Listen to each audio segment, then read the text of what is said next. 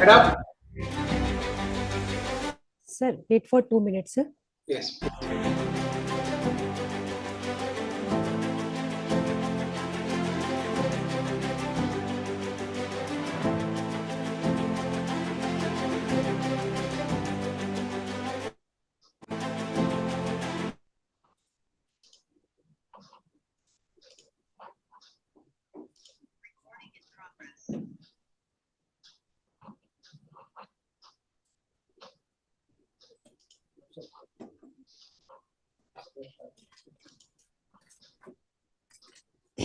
Dear participants, good evening to all. So you are welcome. You all are welcome to day 4 of FDP. Now it is my privilege to welcome you all.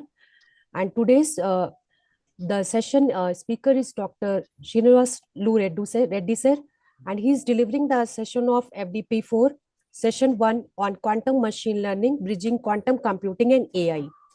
Dr. Srinivaslu Reddy is an associate professor in Department of Computer Applications at NIT Trichy. He received his PhD from same institution in 2013. His academic career began in 2003 as a lecturer at Bishop Heber College. He joined NIT Trichy as an assistant professor in 2008. He is a core team member of Center of Excellency in Artificial Intelligence, which was established in 2020, and he also established the Machine Learning and Data Analytics Lab in 2015. Dr. Reddy's research focuses on applying artificial intelligence, machine learning, and deep learning to solve societal challenges in various domains, including agriculture, bioinformatics, banking, telecom, and healthcare. He has authored over 64 journal articles and conference papers, as well as 4 book chapters. He has received several awards, including Best Researcher Award in 2018 and Best Performer Award for 3 consecutive years from NIT Trichy. He was also recognized among world top 2% scientists for 2023 by Elsevier and Stanford University. He has secured research grants from various funding agencies such as ISRO, DRDO, and DST. Dr. Reddy has also delivered more than 50 invited talks at national and international events and FDPs. He conducted many national workshops, conferences, and training programs. He is a lifetime member of Computer Society of India, CSI, and an annual member of ACM IEEE and Analytical Society of India. I request Dr. Srinivaslu Reddy sir to deliver the session of day 4 FDP session 1.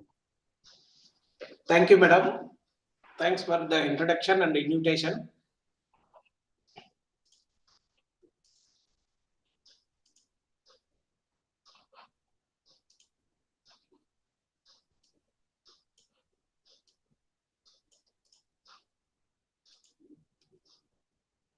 My slides are visible, madam? Yes, sir, it's visible. Yeah. Yes, sir, visible. Yeah. Thanks for the invitation and good evening, everyone. So, thanks for nice introduction also. So, we will start session today. Quantum machine learning, bridging the quantum computing and artificial intelligence. That is the topic of today's topic, or 1 hour and 1.5 hours. We'll go with that. So for first 3-4 days, you might have experienced what is a quantum phenomena, what are the properties of quantum computing, what is a qubit, what is a superposition, what is entanglement, how quantum circuits or quantum gates are built. All this might have you are been experienced, because the sessions, previous day sessions are deal with fully on that. Now today some talk is how we can bridge quantum computing and artificial intelligence. So that combination we call it as a quantum machine learning. What is that? The phenomena. What are the advantages of quantum computing or quantum phenomena, with where the superposition, qubit, and entanglement and different forms of quantum gates, that with the help of now we are in an era of artificial intelligence. What is that artificial intelligence? How artificial intelligence becomes so popular nowadays? Now we are combining and benefits of quantum computing this side and benefits of machine learning. Both we call it as a quantum machine learning. What are all the classical computing? For example, why deep learning becomes so popular? Deep learning and AI becomes so popular because of computing power is available in terms of GPU. What is there inside the GPU? What is there inside the GPU? We have inherently massive parallelism. Inherently massive parallelism, right? Previously, we had a CPU. The computation power, we are using CPU. From that, we move to GPU. So, what is the advantage of GPU? So, now we utilize the inherently massive parallelism, and with the help of big data, your AI becomes so popular. Now, what is the drawback of this one? Now, in deep learning, if you want to train your model, even using a GPU or TPU or anything, it will take longer time to train, to extract useful patterns. For that also, it is taking longer time. How we can minimize that training time? That we can with help of QPU. What is that QPU? Quantum processing unit. So there the quantum has come and a part, or it is playing a role to reduce and speed up the process, because nowadays vast amount of data is getting in, that you have to process in a fraction of seconds. In a finance or a stock market or in healthcare, in genomics, if you take any molecular studies or any in these studies, you want to process, you cannot wait for 2-3 days, 4 days, 5 days, or 1 week. In some deep learning models take for training even in a month, because huge number of parameter has to learn, right? To reduce that one, the people are moving into quantum processing unit. So that is yet to come into the market, but your simulators and gates, all the theoretical concepts we are studying. Now we are combining these things. See here, what is that a quantum machine learning bridge, right? Now bridging the quantum computing phenomena and artificial intelligence. So using the quantum phenomena like superpositions. What is that superposition, right? For example, now in classical we have zeros and ones, 0 and 1. In a qubit we have 0 and 1, and at the same time either 0 or 1. Okay. So now if you toss a coin, how the tripping happened? So in between 0 to 1 it fell down. That we call as a superposition. If you surprised to know, when I was reading one for one talk, advanced sensors, that time in 1969 itself, quantum sensor has been developed. That quantum sensor are using an MRI scanning. So that as a power, that speed up the process. So now that how they got it? Through these properties, the quantum properties, superposition and entanglement, to enhance the which algorithms. Now already AI has become so popular. To enhance the AI algorithm, potentially leading to what? Exponential speed up. You want to make your AI models to work very faster, exponential speed, then you have to utilize these quantum phenomena. In data analysis, optimization, pattern recognition, in all these, now we are using quantum machine learning or quantum AI. This integration offers new possibilities for solving complex problems beyond the scope of classical computers.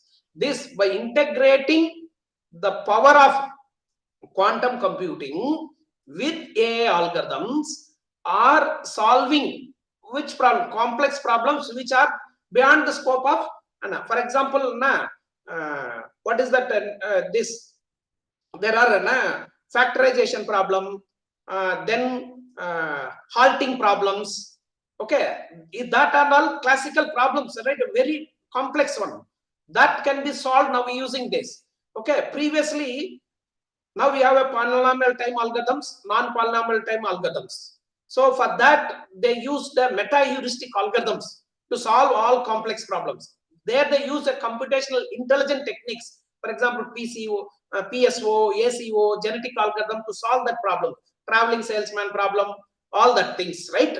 Because we are getting traveling salesman problem, time complexity is order of n factorial. So now if you take 10 cities, 10 factorial is very much complex, right?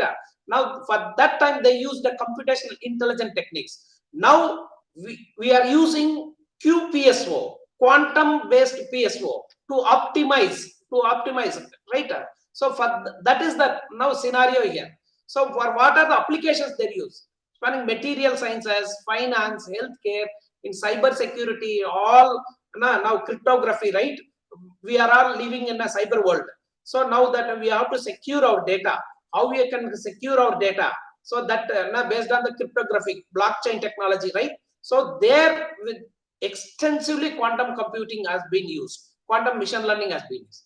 However, what are the challenges? The remaining challenges are hardware development, error corrections, algorithmic design, necessitating ongoing interdisciplinary collaboration to unlock the full potential of this QML. So now before get into the QML, for 1 hour or maybe half an hour, I will deal with what is AI. What is AI? Then what is the machine learning, right? So both the things I will discuss, then I will move to the quantum AI. Okay. So now see, if you clearly observe, what is AI? AI is man-made intelligence or making intelligent mission. How we get that intelligent mission? What is that AI? Right? By mimicking all our 5 senses, we can get, right? Now, intelligence we are mimicking from this. What intelligence we are mimicking? What innovation happened through our eyes? Now, computer vision. What is that computer vision? Okay. So, computer vision is the future of artificial intelligence. Computer vision is the future of artificial intelligence. What it does, right? Now it is visualizing the physical world. Not only visualizing the physical world, it will interpret the physical world. For example, now in a toll gates or autonomous vehicles, even if a simple, if you take a Google Map works based on the GPS. What is that GPS? Global Positioning System. Now, same Google Map works based on VPS. So, Google Map, it going from GPS to VPS. What is the GPS? Global Position to? What is the VPS? Visual Positioning System.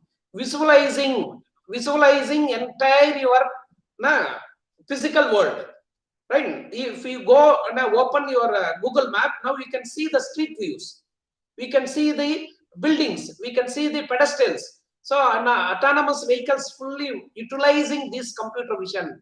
How this has been invented?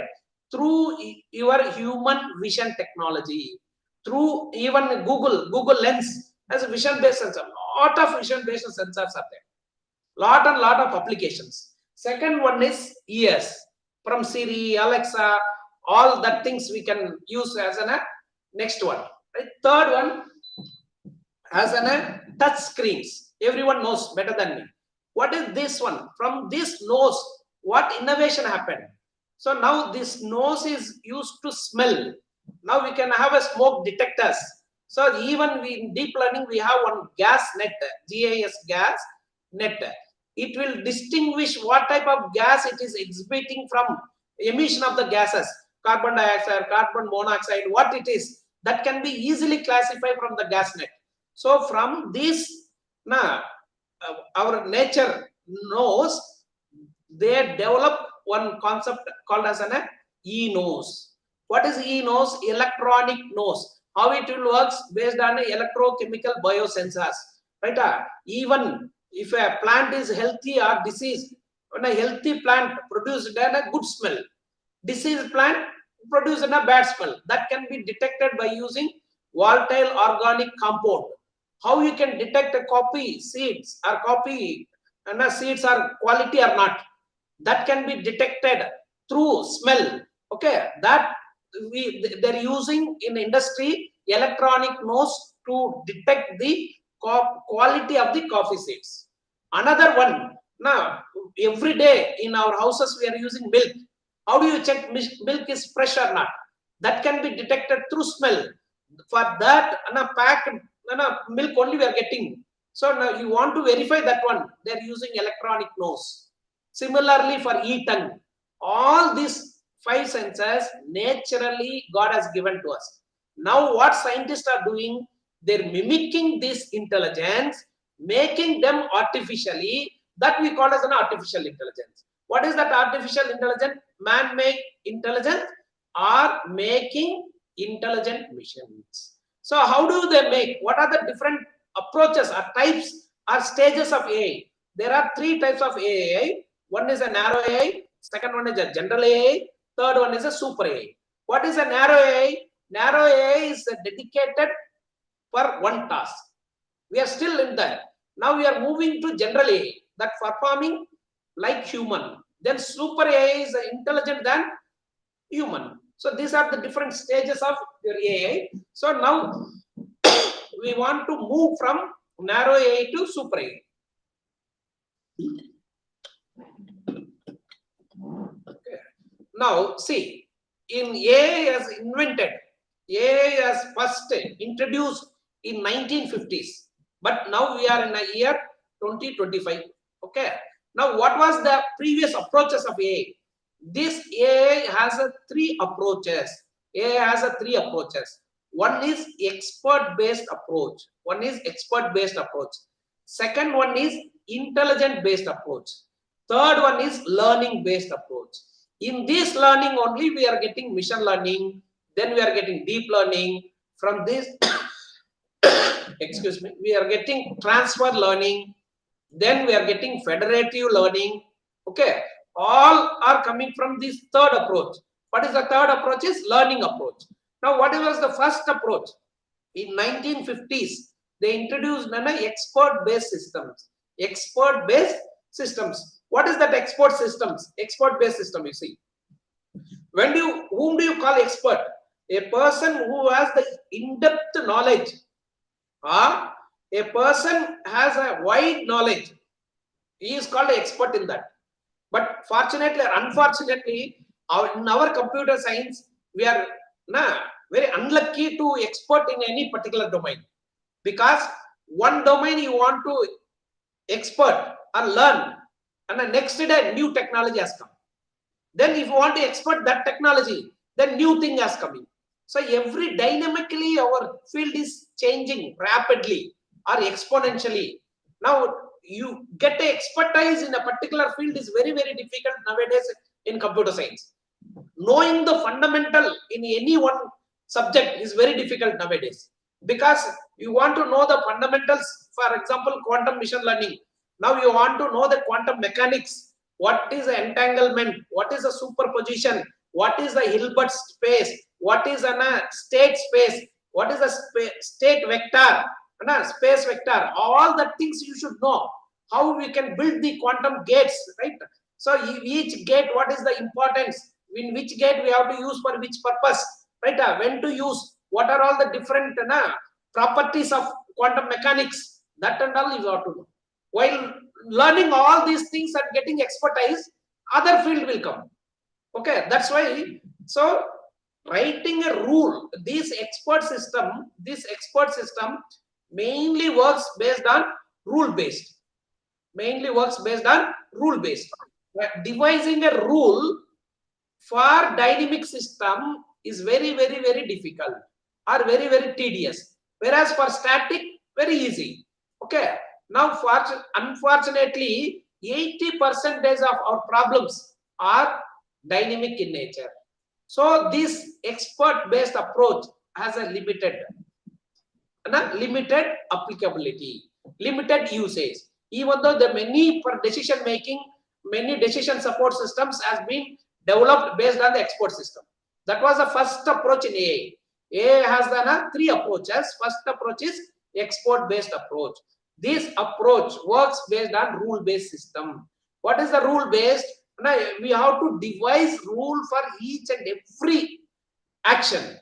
So devising a rule for each and every action, your system should be a static. If your system is dynamic, then devising that rules are very, very difficult. That has limited application. Then people moved into second approach. What was the second approach? Is called intelligent approach. What is that intelligent? Where do you get that intelligent? See this. This is a human brain. This is a human brain. From this, what we have, what is the basic entity in human brain? Neural network. So based on this neural network, how many neurons are there in human brain? Billions of neurons. All are connected. That connection we call as a neural network. What is a neural network? The exchange of information between any two neurons, or exchange of information between any two devices, or exchange of information between any two nodes, that we call as a neural network. That this thing is happening naturally. Now, by mimicking this neural network, people are developed a first intelligent approach is an artificial neural network. Artificial neural network. Very, very important, right? This is the base for your deep learning also. This is the base for deep learning. What is this? ANN is a system. Each system has three things. It works as a layered approach. What is that layer approach? Input layer, and we have hidden layer, then we have an output layer. Three layers. So what is that input layer? Whatever we are giving the input, x1, x2 up to so on, xn, that we are giving to process. This process will summate all these things and will get the output y. So while doing this, now for each input, when I ask some question, you will think something. That something is called as weights. That something is called as weights. W2 up to so on, Wn. Then we have bias also, B. Okay. So now, how to write this equation? This y equal to this x1 into W1 plus x2 into W2 up to so on. We can write up to so on xn into Wn. Okay. So here that equal to y. Here we have an activation function pi. That activation function is introduced a non-linearity into your system, or you can simply control function, threshold function. Now this we call as a linear equation. Okay. Always whenever we get this, we will not get a correct output. So that difference is called error. Y equal to y minus actual. What is the predicted one? Y cap. This difference we call as an error. Then our ultimate aim, how do you train to reduce this error? How we can reduce this error? How we can reduce or decrease this error? By optimizing these weights. By optimizing this weight. How do you optimize these weights? We use two methods. One is a back propagation, or we use the gradient descent. We have an error here. That error should be reduced, descending. So that we call as an error. So as much as possible, we have to reduce, minimize this error such a way that we have to obtain optimal weights. So that way this ANN works. This ANN has two things. One is SLP. What is that? Not two problems. What is the SLP and MLP? What is the SLP? SLP is nothing but single layer perceptron. SLP is nothing but single layer perceptron. What is, when do you use single layer perceptron? When do you use multi-layer perceptron? Because your neural network works based on the perceptron. Perceptron is a simple unit in a neural network. So when do you use single layer perceptron? It is depend upon your data. It is depend upon data. Don't think that we are still in the world, because this multi-layer perceptron nowadays using in your AI models, advanced AI models. What is that? Transformers. In that transformers, MLP, multi-layer perceptron head is there. Okay. Now you have to understand when to use single layer perceptron, when to use multi-layer perceptron. When, for example, in quantum also, now this can simply explain with gates. Simply explain with gates. What is that gate? We have AND gate. Okay. And OR gate. What is the input? For example, X, Y, Z. Okay. Here, what is the input? 0, 0. In AND gate, we will get a 0. 0, 1, 0. Okay. 1, 0, 0. Then 1, 1 only will get 1. But in OR gate, we'll get a 0, remaining and all 1. So same thing you take here. Same thing you take here. So what are the coordinates of this? 0, 0. What is the coordinates of this? 0, 1. What is the coordinates? 1, 0. What is this coordinate? 1, 1. Now see, if you take AND gate, how do you classify? How do you classify? So now how many inputs we have? 4 inputs. How many classes we have? Only 2 classes. This class is 0 class. This is the 1 class. If you take OR gate, this is a 0 class. This is the 1 class. Now you want to draw or you want to classify this data by using AND gate. Now see, if you draw a line here, this is AND gate. With a single line, these are all 1, these are all 0 in AND gate. For example, you take OR gate. Okay, OR gate. You take OR gate. Now you can draw this like this. This is OR gate. Okay. This is OR gate. Now what are the classes? All this class is 0 class. This class is 1 class. Now what we can do? So what is this problem we called? This problem we called as linearly separable. Linearly separable problem. Whenever we have a linearly separable data, whenever, I'll repeat, whenever we have a linearly separable data, that time we can take, that time we can use single layer perceptron. In, for example, same you take XOR gate. XOR gate. What is the outcome? 0, 1, 1, 0. Okay. Now with a single line, can you separate these classes? With a single line, can you separate these classes? No, because 0 and 1, 1 comes under 1 class. If both are 0, 0, output is 0. Both are 1, 1, output is 0. Okay, 0, 0 means these are all comes under 0 class. Now, what about the other one? Other one you are getting as a 1 class. What is that other one we are getting as a 1 class?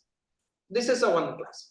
So whenever we are not able to linearly separable, if we don't have linearly separable data, then we can use multi-layer perceptron. We can use multi-layer perceptron. Okay, that way we to optimize your weights. Now, why I am telling this? To optimize your weights in ANN, you can use quantum computing. QANN, right? QNN. Okay, we can use now to optimize your weight. If your data set is too complex, you want to speed up the process in a multi-layer perceptron, that time you can use a quantum computing. So quantum computing, you have to convert that into a quantum problem, then you can speed up that process.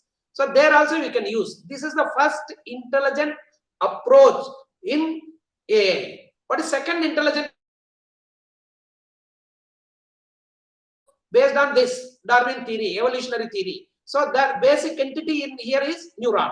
Here basic entity is gene. Survival of fittest. Survival of fittest. So based on this, they developed on a beautiful algorithm called genetic algorithm. So this is another intelligent approach. You see the third one, particle swarm optimization. So what is optimization? Either to minimize or to maximize. Either to minimize or to maximize. What to minimize, what to maximize? Your objective functions. To minimize and maximize your objective function is called optimization. Where these intelligent birds or fishes, both we call as particles. Swarm is nothing but a group. Okay.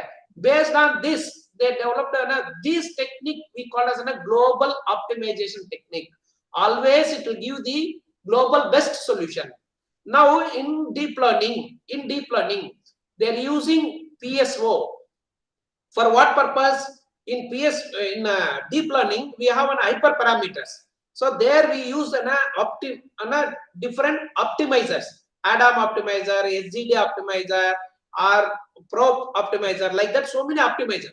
Now you want to customize your deep learning models. Now you can use these models. You can use very much use. Now many people are working in a quantum particle swarm QPSO. For optimization problems, we are using. Similarly, for ACO, what is that ACO? Ant colony optimization. Ant is always smart. Okay, it is as intelligent. Ant is intelligent than human. It will find always saddest path. It will find always saddest path. How? Based on the pheromone released. We have to identify the pheromone evaporation rate theta. Okay, this is another intelligent. Last intelligent approach is fuzzy logic and fuzzy system. So this works based on human brain. So now we see this is a crisp set. This is a fuzzy set. Why? This is either 0 or 1. But you take this one. In between 0 to 1, we have infinite numbers. Okay, for that we have to take fuzzy membership. Which member has highest percentage? Same concept, only quantum computing. That quantum, that superposition, which has the highest qubits probability, that we are taking. Because now, if for example here in the membership we have an 80%, 0.8 we are getting, then it will move towards this. If it is 0.2, then it will move here, or 0.98, right? Then it will go here.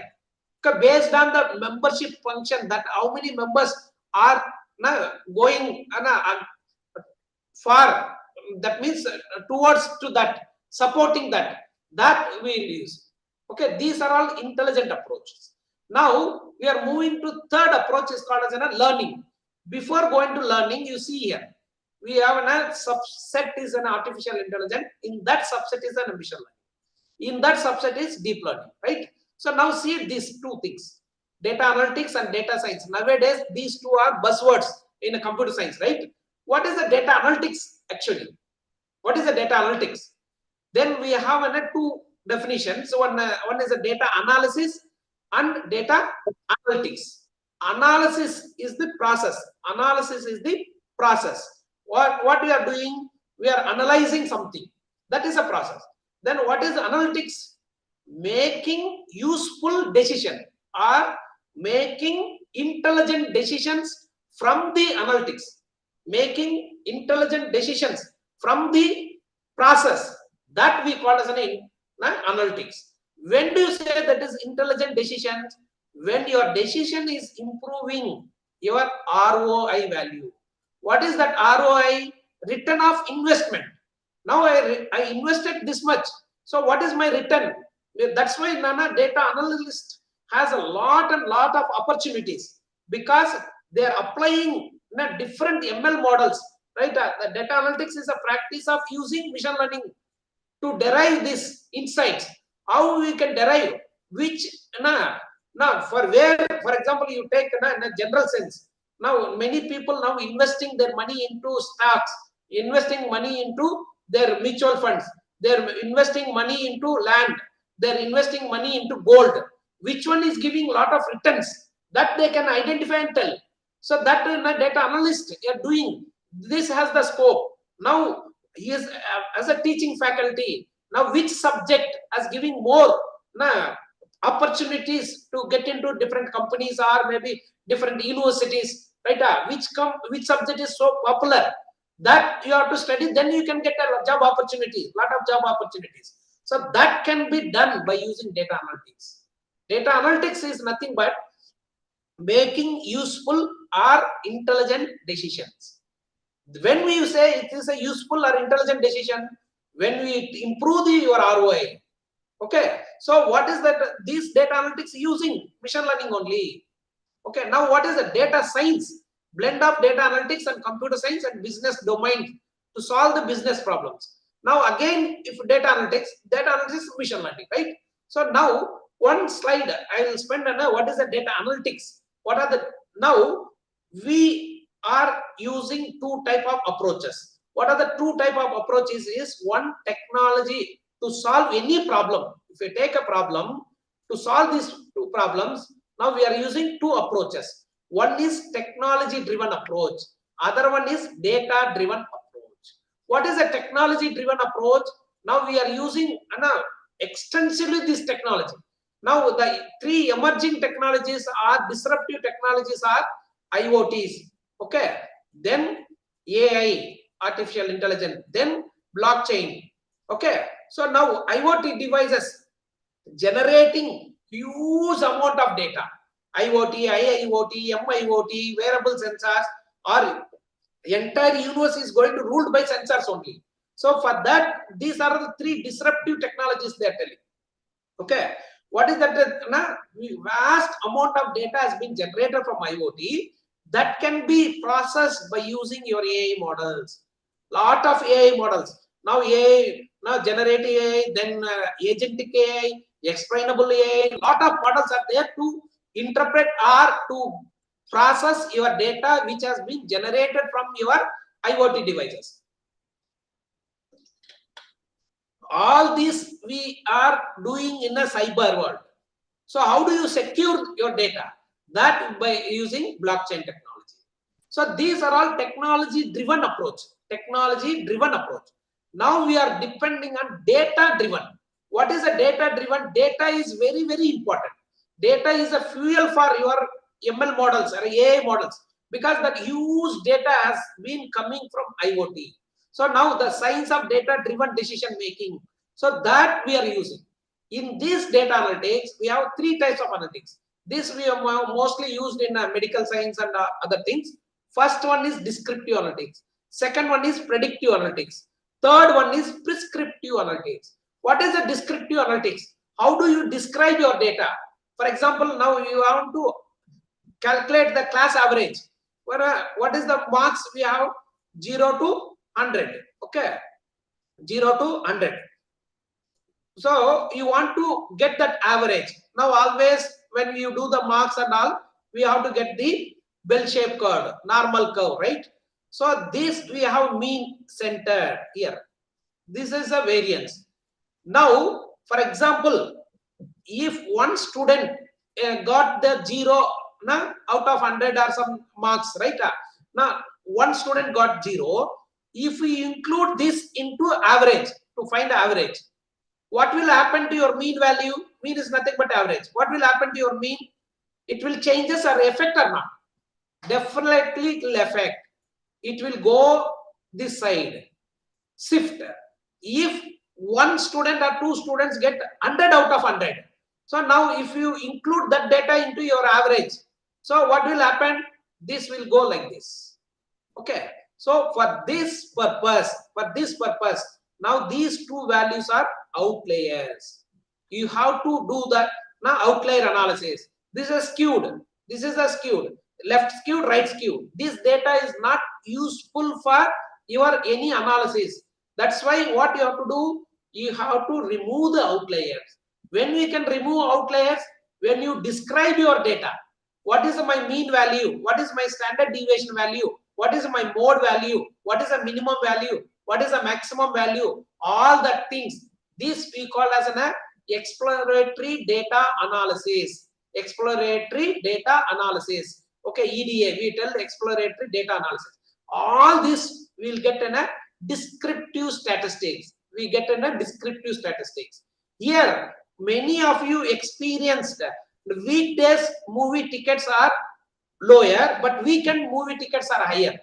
Or if want to come for home, weekdays bus tickets are higher, bus fare, okay, or flight fare. Why? That problem is called dynamic pricing problems. Dynamic pricing. How? What is the dynamic? You want in holidays, you want to book one hotel, you search 5 times to that hotel, automatically price will get increased. How do they know? How they know? That is called as a courtesies. Courtesies. The peak value, mode value, peak value. If it goes beyond one level, then increase the price. So that we call as a dynamic pricing. That can be calculated by using courtesies. Courtesies, right? Now from these courtesies, they are using cartograms.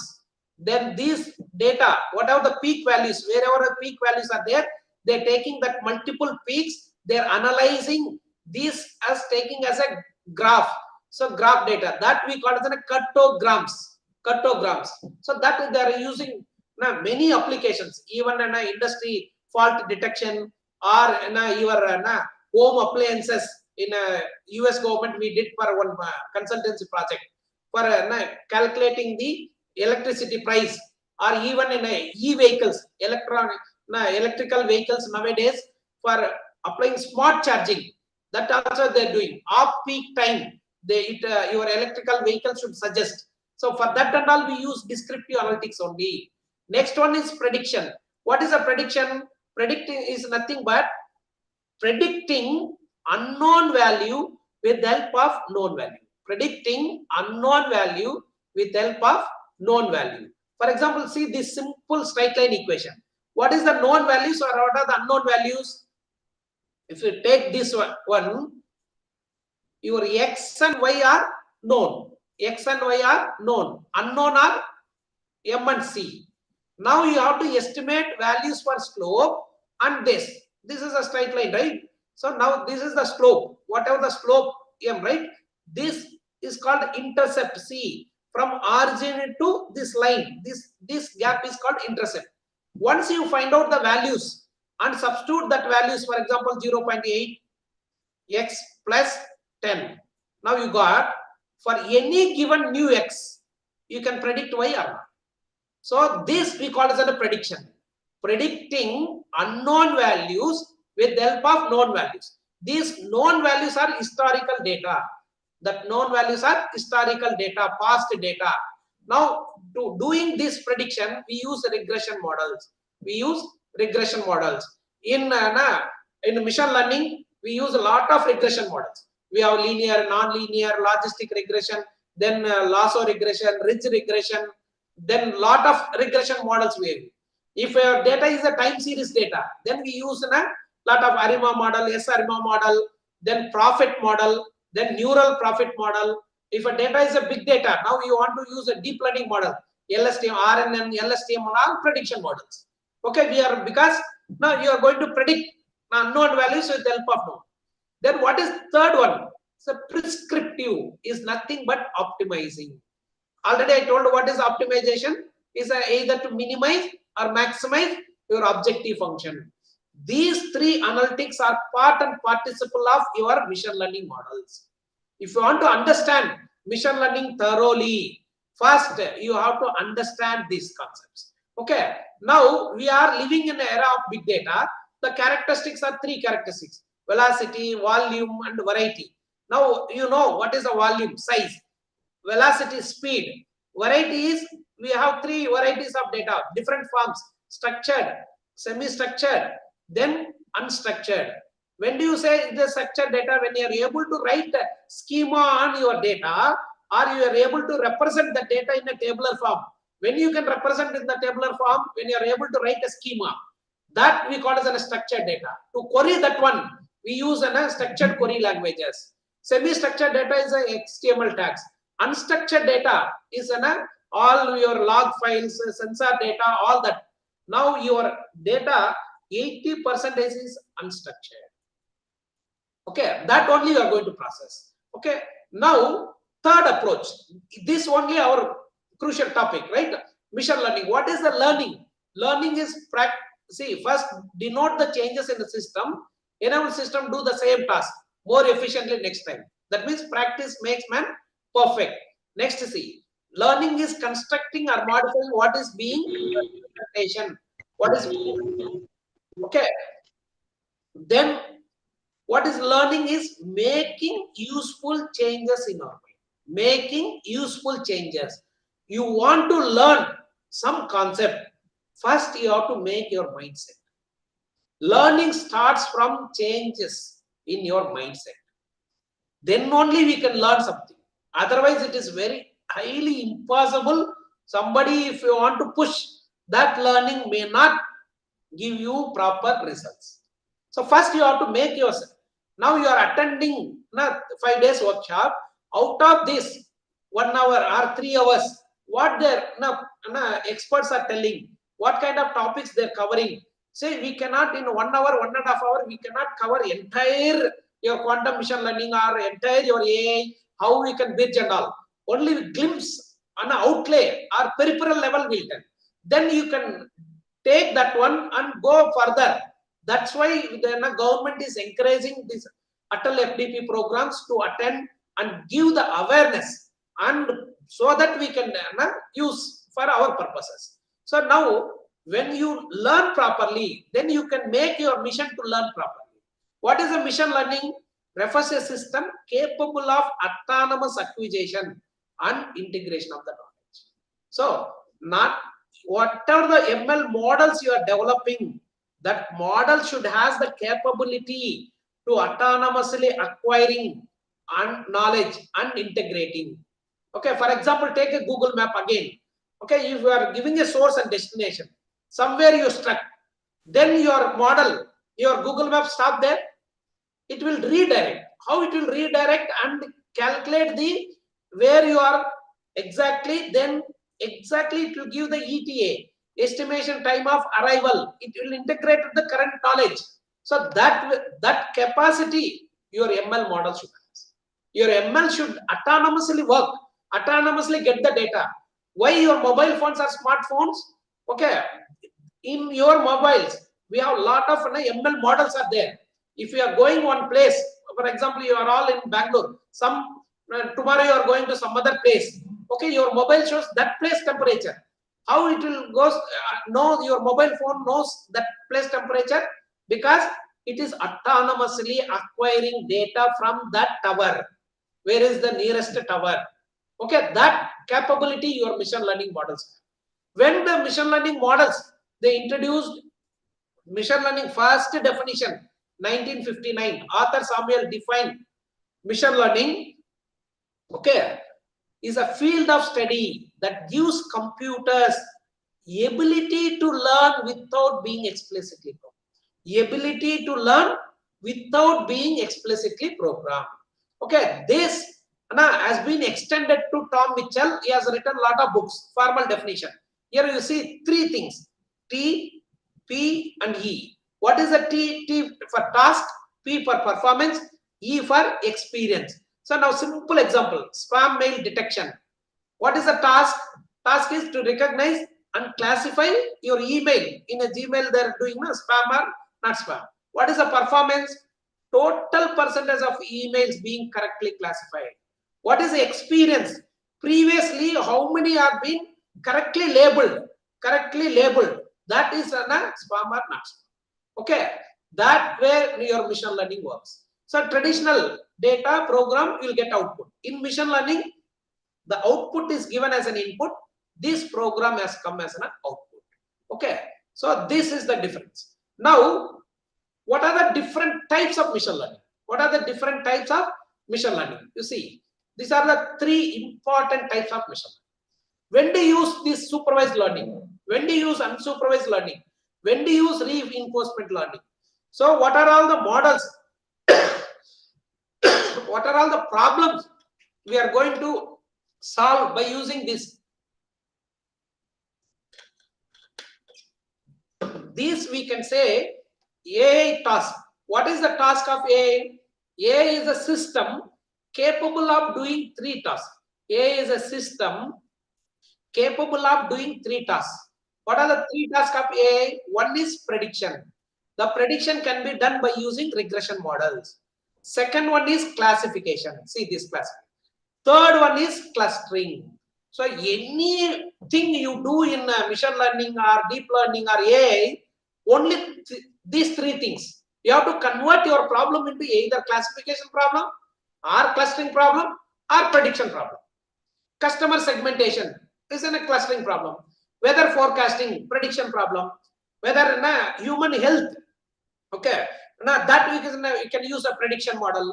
Okay, classifying, different classification, right?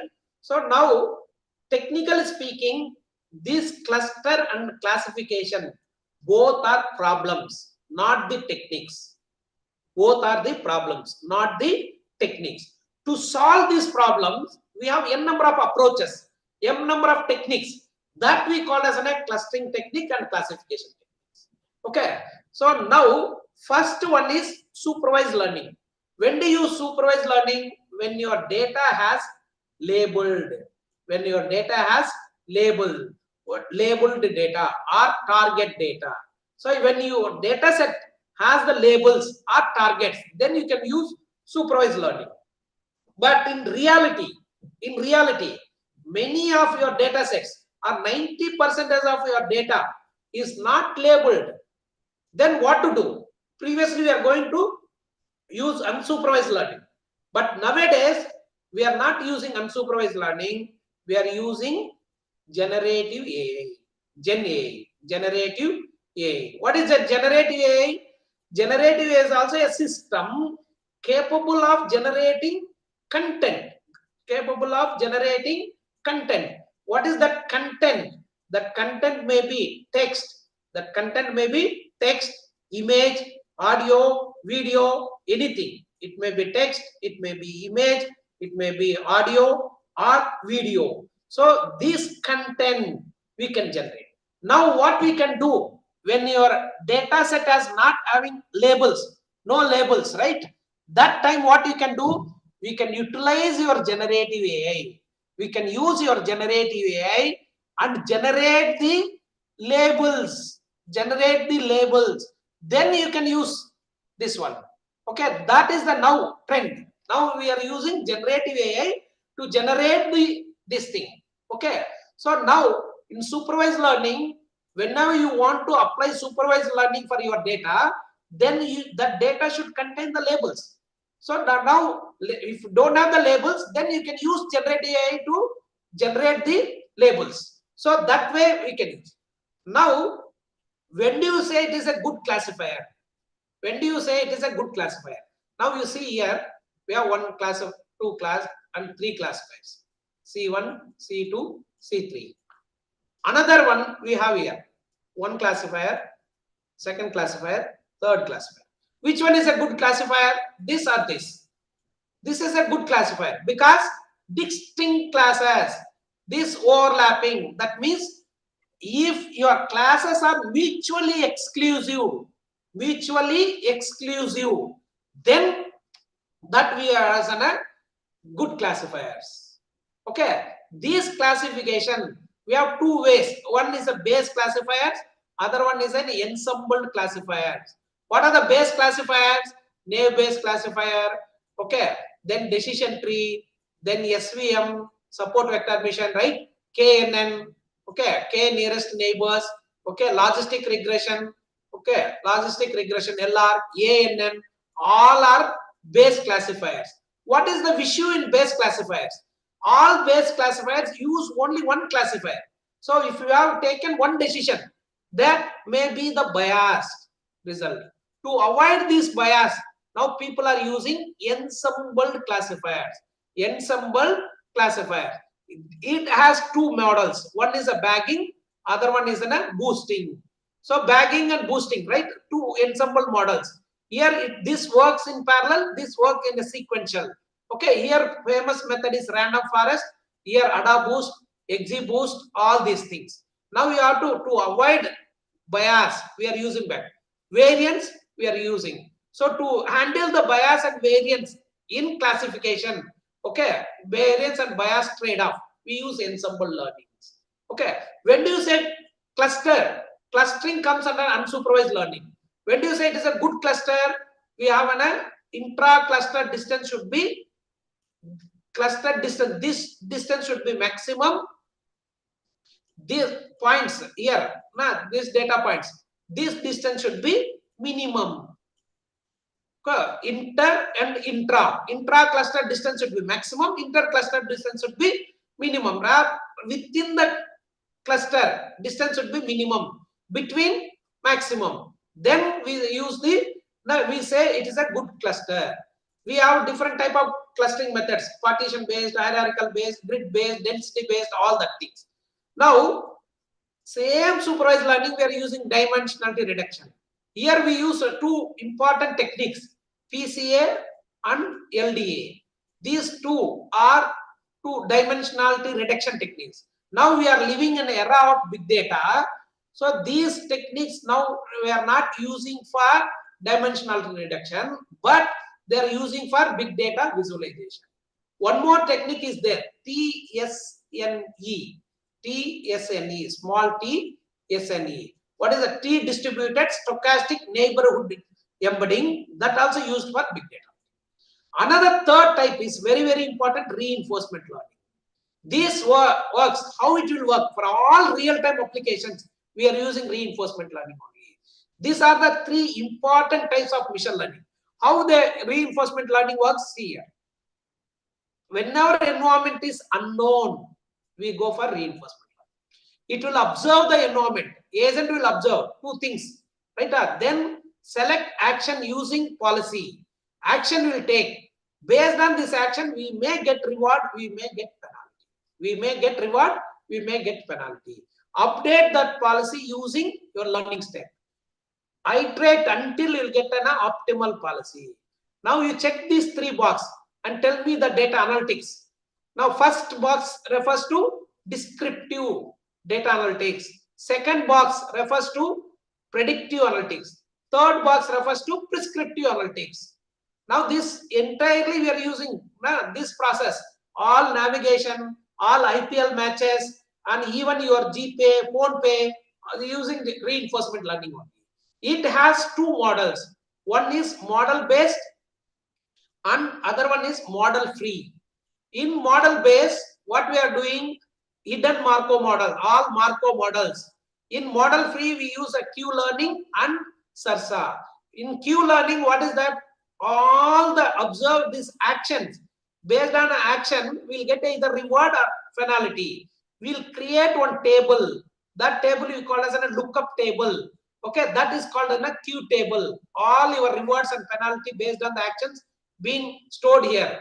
Okay, that we utilize this. Okay, these are all three important machine learning types. Now that this I will skip it to that only application. Okay. Now, so far we have seen AI. AI has three approaches. One is expert-based approach, intelligent-based approach, learning-based approach. In that learning, in this learning, we have three types of. One is supervised, unsupervised, and reinforcement. Now you see this. If you have a big data or complex data, your traditional machine learnings are very difficult to classify this. See this, all this. Okay. Now see this data set. How many images, training images are there? 50,000. Testing images 10,000. Classes are 10 classes. So now which one? Either machine learning or human or deep learning. Now that's why we are going for deep learning. What is exactly deep learning? Neural network with several layers of nodes between input and output. Between input and output.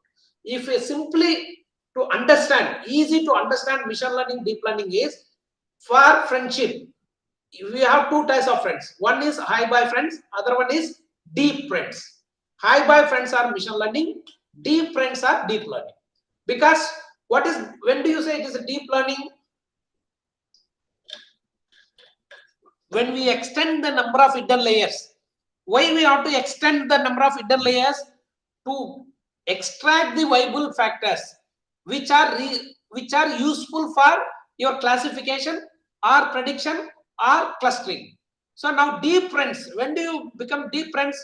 Now you spend more time so that we can know each other, right? So that way, see why deep learning becomes so popular, because of GPU. In GPU, what is happening? 8 into 10 to the power of 12 operations per second. This many operations. Because of that only deep learning becomes so popular. How much faster it is? 27.1 times faster than your. Okay. Now, see, these are the three difference between the machine learning, deep learning is feature extraction has been done. But in deep learning, feature extraction and classification both can be done by.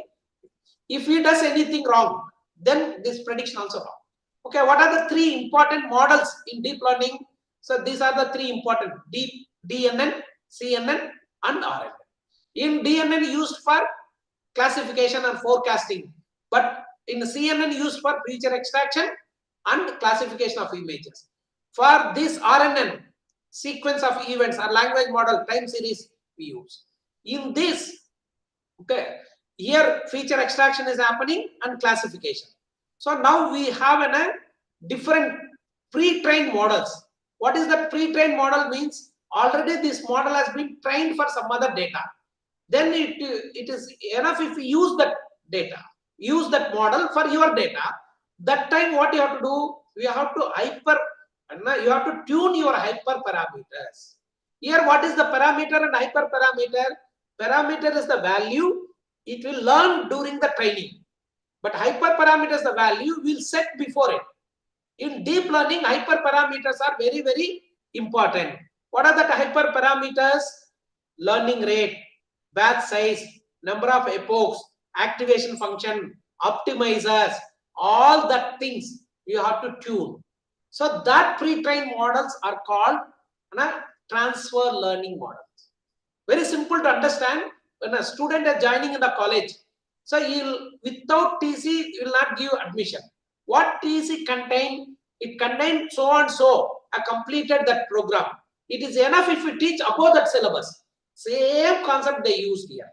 If it is enough if you change or tune the hyperparameters, we need not to start from the scratch. That we call as a transfer learning models. What are all the transfer learning models in CNN? AlexNet, GoogleNet, ResNet, InceptionNet, VGG16, VGG19, all transfer learning models. In RNN, we have a LSTM is the transfer learning. Now, your transformers or vision transformers are giving 4 times better than all your pre-trained models. So now you want to do research, you want to either go for transformers or vision transformers. Okay, or you can directly go to the quantum computing, quantum ML, right? So now this is the requirement that these are the simple thing here. See, now human only 94%, in machine learning 80, but whereas in a deep CNN getting 95.5. That's why we are all going behind this. So it's simple. One example, in CNN we have a different layers, 3 layers. What are the 3 layers?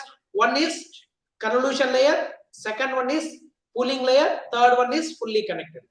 In convolution layer, we have 3 things. What are the 3 things? One is filters or kernel. Okay. Then we have a strides, then padding. So what is a convolution? Filter work every part of image. Therefore, they are searching for same features here.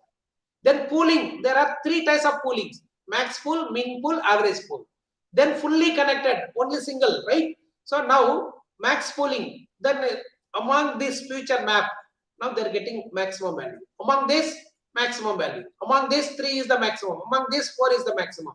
Represent after convolution, provide down sampling of this. Dropout used to remove the overfitting, right? Then fully connected, each node connected to each thing based on this, right? Ship, right? Dog 0.01%, this we are getting 0.4, but boat we are getting 0.94, bird 0.2. So among these, highest probability is this. So that's why then it is able to find out. So now see this. This is the computer vision. Field of artificial, train the computer to interpret and understand the visual world. How it will understand? Now see, these are vision based. Now this is the reality. Deep learning, big data, and GPU. Or this AI and computer vision is a reality in today's world. More data, more power. Because we have more data, we have more power GPU. But what is the drawback of this? That can be handled by using your this and I'll skip. Okay, I'll directly go to this one. Now, next topic is your what is that? Whatever we have more data and more power and getting good accurate results. But what is the main issue in all this machine learning or deep learning or AI models? Only the training time. Training time. That can be achieved through your quantum. Okay, here see, this paper is a very good paper, Design and Analysis of Quantum Machine Learning, a survey paper. It is giving a very good survey, demonstrate tremendous potential in solving real world problems in machine learning itself. However, the exponential growth of data amount, right? What is the exponentially data has been generating and increasing model complexity. the processing efficiency of machine learning declined rapidly. That's why the emergency of quantum computing has given rise for quantum machine learning. It relates to things. What is the two things? Superposition and entanglement.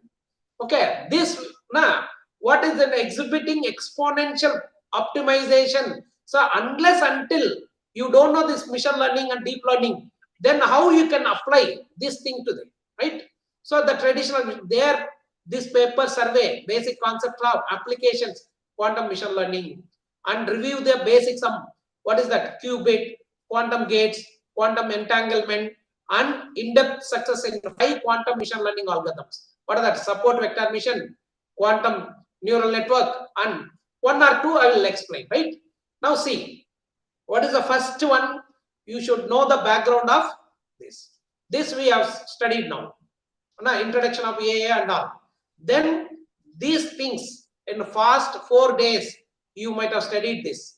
Quantum computing related concept, qubit, quantum gates, quantum measurement, what is entanglement, what are the previous algorithms of quantum algorithms, HHL, then JOSA, Grover's algorithms and all. Now we can apply these things. Now combining these principles, phenomena of quantum computing with classical machine learning, then we are having quantum, combining that, quantum support vector, quantum neural network, then quantum K nearest neighbor, quantum principal component analysis, K means, all this. Okay. Then what you can do, we can use this one for different applications. Maybe image analysis, drug efficiency prediction, cyber security, finance, and healthcare, or many places we can use this. Okay. Then what are the challenges of this? Still, algorithmic design is a challenge. Quantum hardware, it is yet to come, that is hardware. Quantum data sets and encodings, how to encode the data, because you have to convert classical bits into quantum bits, then you perform quantum, then again you can reconvert, okay, that model, okay, that way you can do. Then quantum landscape, noise and decoherence, these are all some of the issues. Now see here, what is there in classical? Now you might have seen exactly where differing this machine learning and quantum machine. See, here we have a mathematical algorithms. Here also we have a same mathematical algorithms. This representation only changes. Here in the machine learning or deep learning, we are using CPU, GPU process. So we are using data is a classical bit, 1 or 0. But here what we are using? Quantum bit. So this time only increase. So in this quantum processing, what is that? Quantum data. What is that? Qubits and superposition.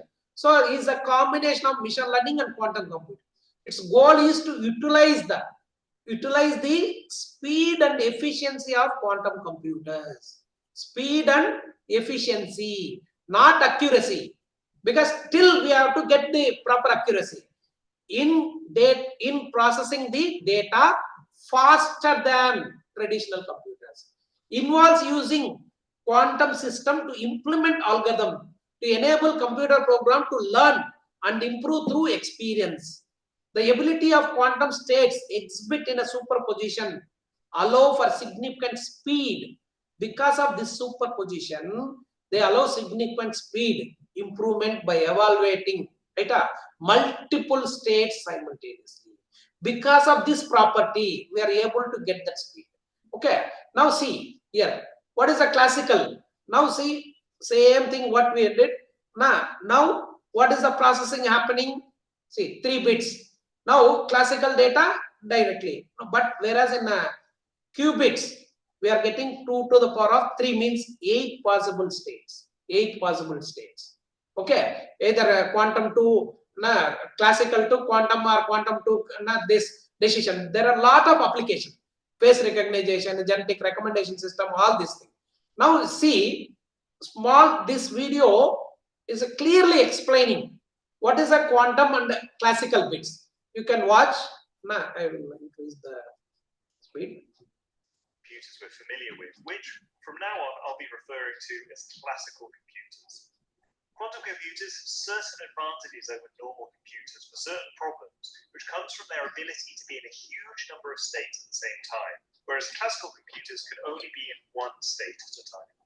To understand this and to understand how quantum computers work, you need to understand three things: superposition. What are the three things? Superposition, entanglement, and The interface. building blocks of a classical computer are called bits. The building blocks of a quantum computer are called quantum bits, Bits. or qubits for short. They work in fundamentally different ways.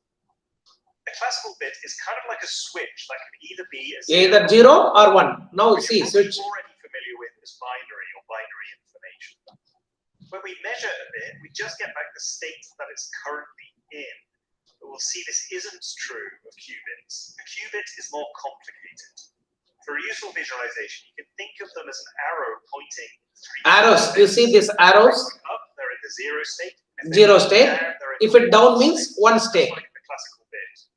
But they also have the option to be in a thing called a superposition state. What is that An arrow superposition? pointing This arrow this side, this arrow this side, this arrow this side. combination state of 0 and 1.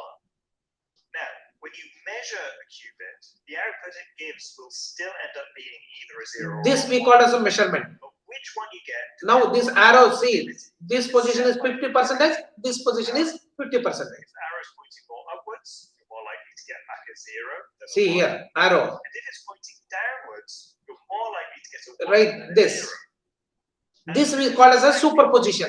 You'll get either state with a 50% probability. So that's the effect of superposition explained.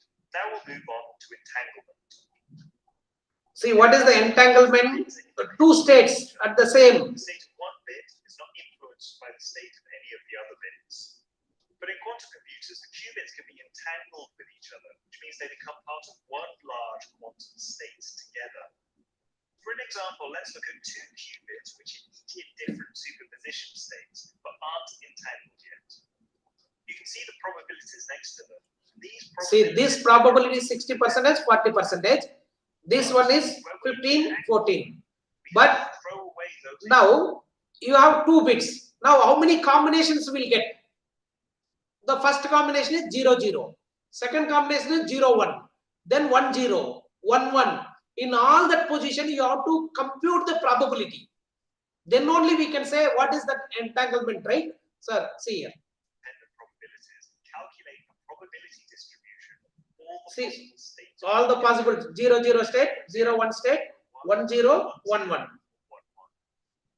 important point here is because the qubits. If you change these angles, the arrow on one qubit, see, changes the probability distribution for the also whole changes. system. So the qubits are no longer independent of each other. They are all part of the same large state. And this is true no matter how many qubits you have. You'll also note that for one qubit, you've got a probability distribution over See, two states. one qubit, Two qubits, number of states, 2 qubits, 3, 4, 5. If you take 10, 2 to the power of 10, and this keeps on doubling each time you add. that is giving a speed. In general, a quantum computer of n qubits can be in a combination of 2 to the power of n states. So I'd say that this is the core difference between classical computers and quantum. So this is the main difference between classical and quantum. Any state you want, but can only be in one state at a time. Whereas quantum computers can be in a superposition of all of those states at the same time. But you may wonder how being in the superposition state can be useful in a computer. Well, for that we need the final component, interference. To explain the effect of interference, we need to go. So now we have studied, one is a superposition, entanglement, third one is interface. Now, the qubit doesn't actually look like this. This is just a really nice way of visualizing the state of a qubit. In reality, the state of a qubit is described by a more abstract entity known as a quantum wave function. See, this wave function, they are converting into Mathematical description of everything in quantum mechanics, which I've described in more detail in the previous video. When you've got many qubits entangled together, all of their wave functions are added together into an overall wave function, describing the state of the quantum computer. This adding together of wave functions is the interference, because just like we say ripples of water, when we add waves together, they can constructively interfere and add together to make a bigger wave. or destructively interfere to cancel each other out. The overall wave function of the quantum computer is what sets the different probabilities of the different They're states. calculating because three state 0, 0, 0, 0, 1, 1, 0, 1, all. Different states will come out when we measure the quantum computer. Remember that even though the quantum computer could be in a superposition of millions of states at the same time, when we measure it, we only get a single state out. So when you're using a quantum computer to solve a computation problem, you need to use constructive interference to increase the probability of the correct answer, and use destructive interference to decrease the probability. Okay, so now these three concepts are very, very important: superposition, entanglement, and interface. Based on this, what is the next one? Next one, see, quantum gates. Holding the binary information of one Quantum gates. we can do operations on those bits using logical gates, which are basically In quantum computing, we use logical gates, and or not. Like, for example, giving you a 1 if both input bits are 0, or a 0 if they're anything else. This is called a NOR gate. Interestingly, you can build a full general purpose computer from just bits and NOR gates. In quantum computing, there's a similar model to this called the circuit model or gate model. See here, what are the gates models they're using?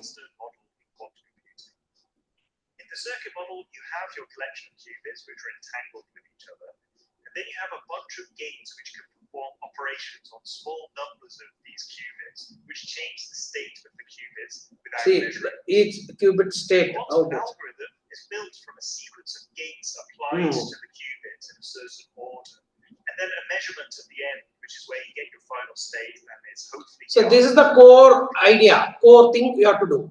Simplistically, you can think of. Okay. So this once you these are all the different gates are available in quantum. So what is the qubits? Then what is the circuit symbol? Then unitary matrix. What is the description? For example, Amada, right, transforms the basis state into a even superposition of two base states. So for that, based on the need, you have to use whatever these gates. Okay. Now the classical neural network, for example, now I am taking first QNN neural network. What is that neural network? Struggle with large data set and complex patterns. For that purpose, now they're using quantum neural network, offers potential advantages like faster convergence, enhanced features extraction by leveraging this quantum phenomena. What is that quantum phenomena? Superposition and entanglement. The primary challenge, what is that? This challenge is still immaturity, right? Quantum hardware, which suffers from noise, limited qubits, and short coherence limit, taking a practical and large scale QNN difficult to implement. To use this quantum computing for CNN, classical data is encoded into classical data, very important, encoded into qubit states, then processed through quantum circuits. What we have seen, this quantum circuits, right? Then with parameterized gates, and finally measure the obtained output, often within a hybrid quantum classical models. Now see here, this diagram, carefully observe. Now what is the method here? Classical method. What we are doing, we take classical data, new data, then classical data, then we'll apply either machine learning supervised, unsupervised, or reinforcement, whatever. Then that classical data is giving and do the prediction. But whereas in quantum, if we come, then what you have to do? Classical data as a new input. Then they are encoding into quantum encoding. Maybe now they are using different circuits and all, right? This may not be. But quantum machine learning they are applying, then measuring, again they transform into classical data. Same thing we are explaining here. How do you combine machine learning and quantum computing? Here we have a classical data. That data is feeding to classical computation, neural network. Then we are doing classification, true or false, right or wrong, classical prediction. Now, where exactly the changes will come? The same data here, quantum data processing, right? Now we are encoding this input encoding into your quantum, right? Notations, right? Quantum data, that keta, Bragg, right? Then quantum Hilbert space, then we are converting. Then you are developing a quantum computation circuits. Then we are getting quantum output. This output is converted into again decoding. Then we are applying classical. Now what is happening? Same this, right? Now this machine learning we are getting. So now instead of this, right? This we are using as a quantum process. Here only the main changes. Now you are able to find out which circuit or which gates or which processor is suitable for this. Then you can replace this.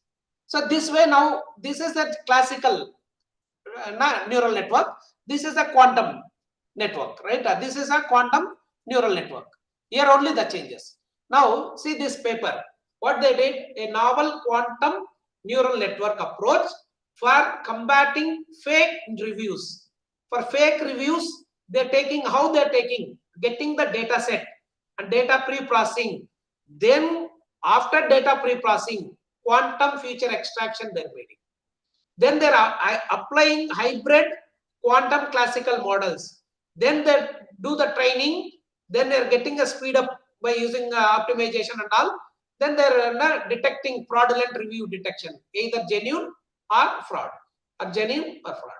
Okay, this way their data they're doing same thing. They're review data, they're pre-processing. Then data is being initialized.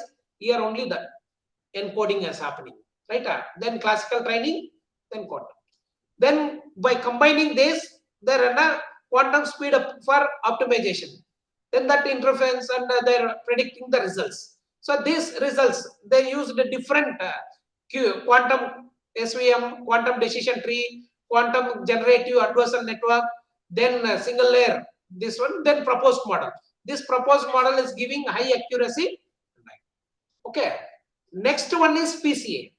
What is the principal component analysis? This also struggle with large, just because we have a new technology, we cannot adapt, right? It should have some significance. Why we are using? Many now I'm going for thesis, Viva and all. They're using quantum, but what for you are using? Where exactly the quantum concept is coming? Where your complex data is there? Before applying quantum, what is the result? After applying, what is the result? That way you are able to distinguish. It is good. Okay, large and complex and noisy data and can be computationally expensive, leading to issues with the speed and robustness. Now these can be solved by using quantum phenomena, right? Exponential speed up tasks like feature extraction and data analysis. Okay, but still this noisy is one of the problem. Okay, so now see the training data they're taking, PCA, if you know, then how to find out the eigenvalues, eigenvectors, then you represent. For all this is a classical computer. Now they're using, instead of this process, this has been replaced with quantum process. Okay, all that logical gates, then they're updating. Okay, now see this example, how they are using for quadratic arrhythmia classification. So now they are taking raw ECG signal, they are selecting ECG features, then the dimensional reduction PCA used. Here they are using qubit transformation. How? See, in their features, ECG features, that can be with qubit, okay, 3 qubit, 5 qubit and all. They're increasing the speed. Okay, that we are using for this purpose also we can use. So they're experimented in IBM quantum. Okay, they use the IBM quantum toolkit and get the results. Okay, this is another paper you can see. What is this paper? Hardware efficient quantum principal component analysis for medical imaging recognition. For this also, lot of good paper. Then you can read that. Okay. So next paper is quantum convolution neural network for image classification. Now see, this is a general. Okay, how we are using the convolution layer, pooling layer, and fully connected. Here they're using quantum. So this they're explaining here. So with this, now we can now where exactly the changes is coming.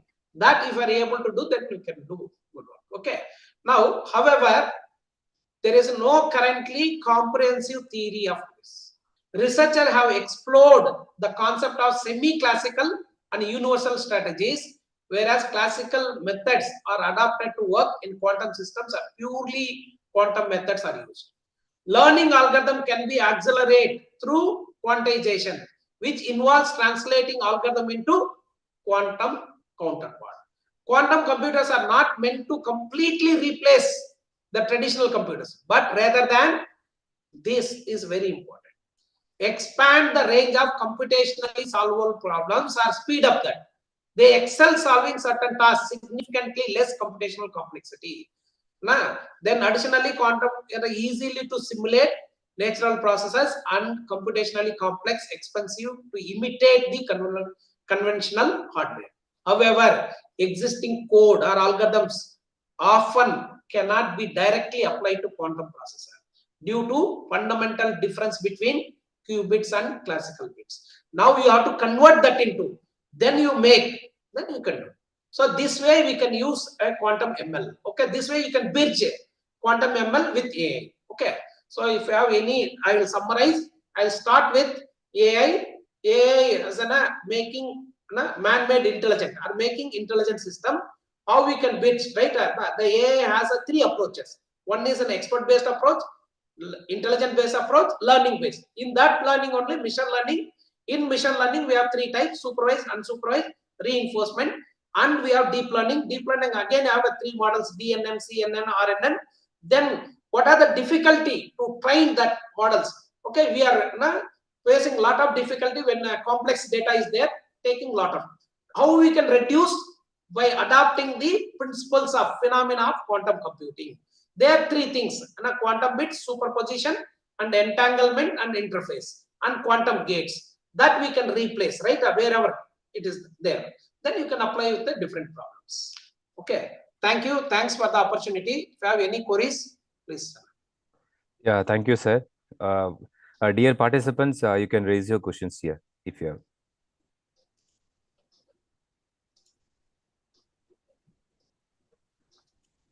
Hello, sir. Sir. Sir, good evening, Dr. Srinivas Reddy. Sir, good evening, sir. This is very good and informative session. I hope you have remembered me. I was working there during 2012 to 13. This is Dr. Prem Nawaz. Yes, sir. Yes, sir. Yes, yeah, sir. how are you, sir? Fine, sir. Fine, sir. Yeah, I have two questions, sir. Yeah, tell me, sir. Yeah, what are the major bottlenecks in integrating quantum models with the existing AI pipeline? Sir, repeat. What are the major bottlenecks in integrating quantum models with the existing AI pipeline? Are they more related to hardware? Are they more related to hardware limitation, algorithm design, or data coding strategies? Sir, more related to hardware only, sir. Because more related to yes. Then we have different obstacles when you want to use this one, right? There are 4 obstacles they are telling, sir. One is a noise and quantum error corrections and scalability and decoherence. These are all some of the issues they are telling, sir. Okay. The second question is related to our future education. What is your opinion about that? Should institutions start reorienting AIML curriculum to include QML now? Sir, little bit louder, sir. What is your opinion about that? Should institutions start reorienting AIML curriculum to include QML now? Sir, now everywhere they are insisting, sir. Government also insisting now, because you have to go with the industries, right? Current needs. So we have to do, sir. Hardware, as of now, the quantum hardware reaches a more mature stage. Sir? As of now, the quantum hardware reaches a more. It is not existed, sir. Not existed. Till we are doing simulation only. Even IBM and all others, they are doing simulators. Not correctly. That heat problem, that something it get any external environmental factor it will affect, then the entire thing will go wrong. Okay. Thank you very much, sir. But what about the quantum security, sir? We have implemented so many things in quantum machine learning, quantum AI, and quantum computing, all these things. What about the quantum security, sir? Security aspects we have to implement. For security aspect, that factorization, how that decryption, encryption, they're using, sir. The mathematical thing, right? That they're increasing complexity to find out decoding and encoding them. For that purpose, they use. Okay, these are all the classical cryptography, or we have a quantum cryptography, separate Quantum algorithms. cryptography, sir. Quantum cryptography. Okay, it is entirely differ from the classical security. Classical to they're converting into this. Yes, sir. Okay, sir. Thank you very much, sir. Thank you, sir. Thank you. Very happy to see you, sir. Participants, any other questions would you like to ask here?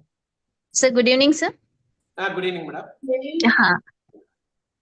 Actually, I want to know about, I'm very curious to know about the upgradation or what exactly the current situation of quantum computing in Indian academics.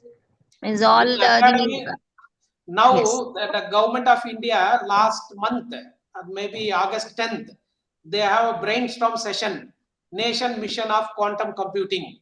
They have a project proposals. They want to use different resources. I also attended that meeting and virtually, but now the government is slowly going towards that. Even in Andhra also they're building quantum valley, quantum computing valley, right? So now when 10 years, 15 years back, AI we are not using. AI, it is a substitution. Now we have to adapt for all that things. Okay, but will it be possible for other institutes as well? I mean, government is having funding. Yes, madam. But as for hardware concern, it is very difficult, madam. Yes, that's what that is IBM is using that Q, right? There we can use as different simulators and all.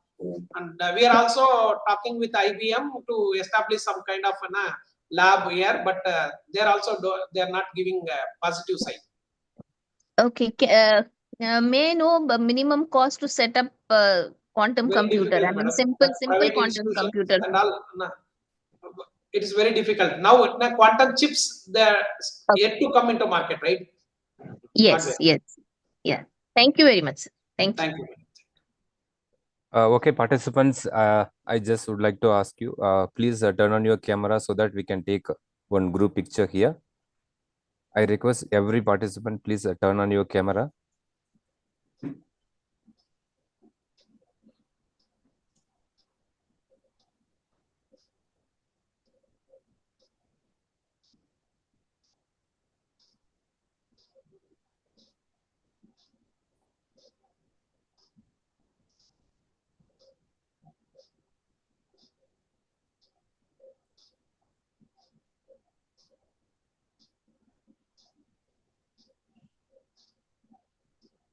Okay, sir. Thank you so much. Okay, thank you all for patient listening for 1.5 hours. Okay, thank you. Thank you all. Yes, sir. Thank you so much for your wonderful session.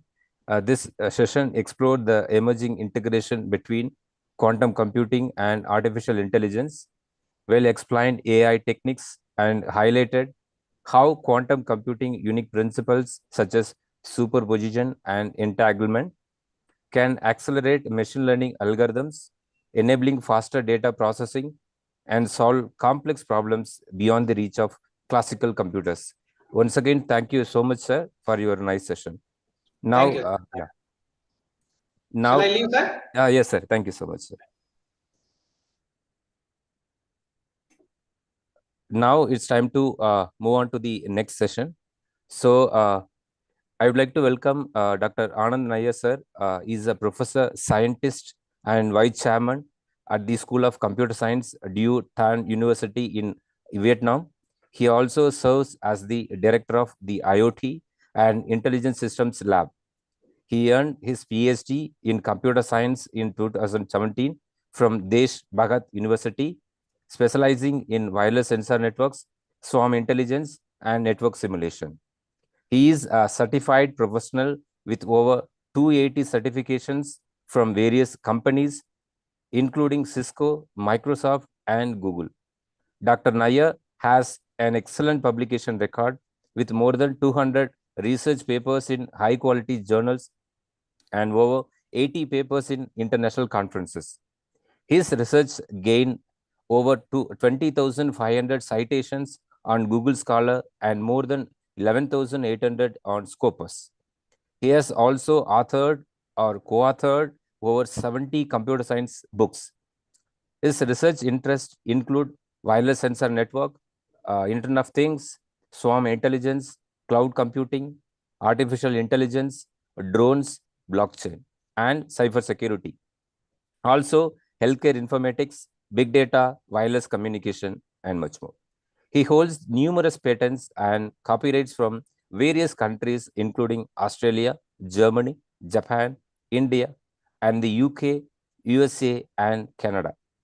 Dr. Nair has received over 55 awards for his contributions to teaching and research, including the Young Scientist, Best Senior Scientist, and DTU Best Professor and Researcher Award. He has been listed among the top 2% scientists by the Stanford University from 2019 to 2023.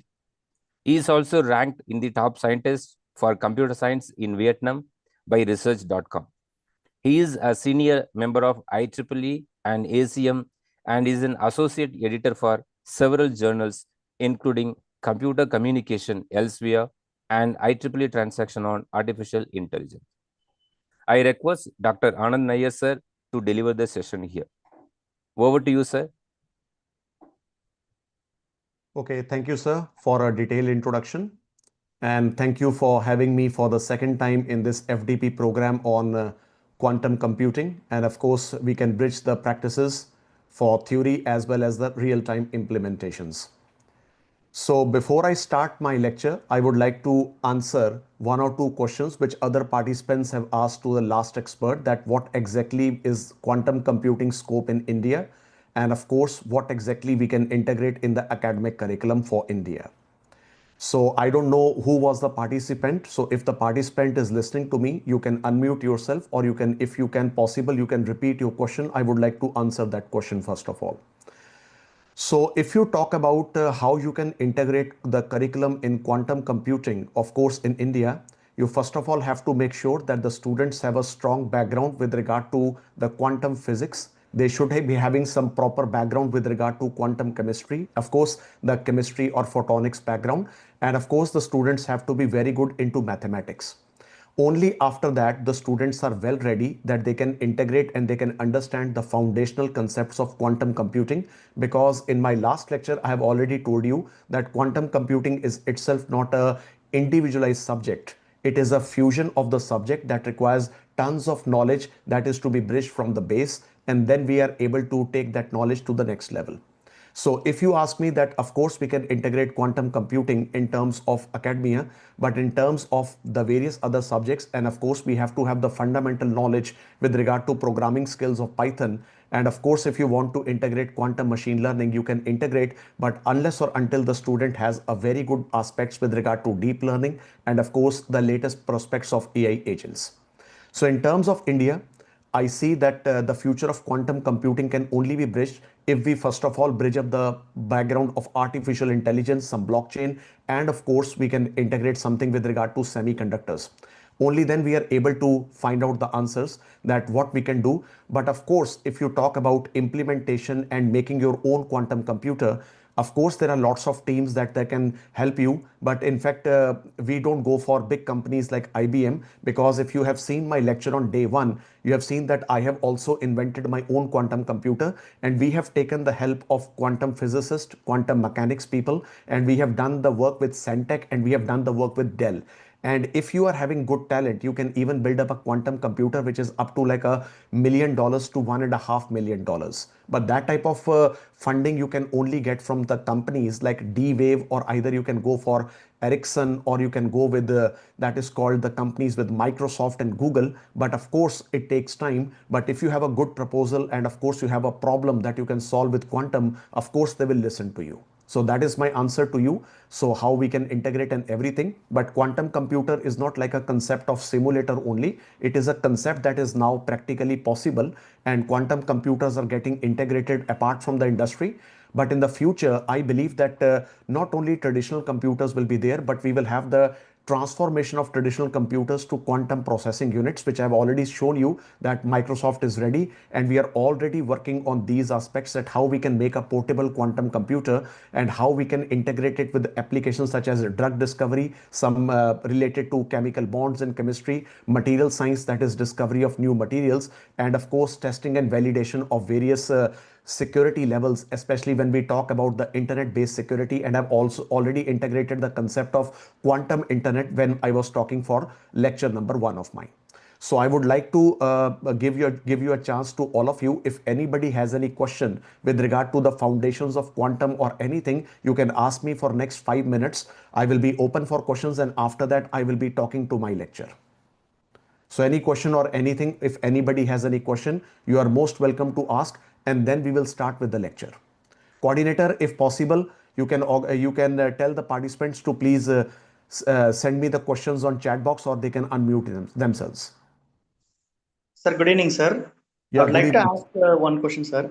Sir, Of if course. quantum computing is to be taught in engineering colleges, so Mhm. which sector shall we choose first to teach this quantum That's computing the concept? that's actually a very good question. In fact, you will be shocked to know that I don't recommend that quantum computing should be taught to the computer science students first. In fact, the students that you should be taking is only electrical engineering, and then electronics and communication engineering.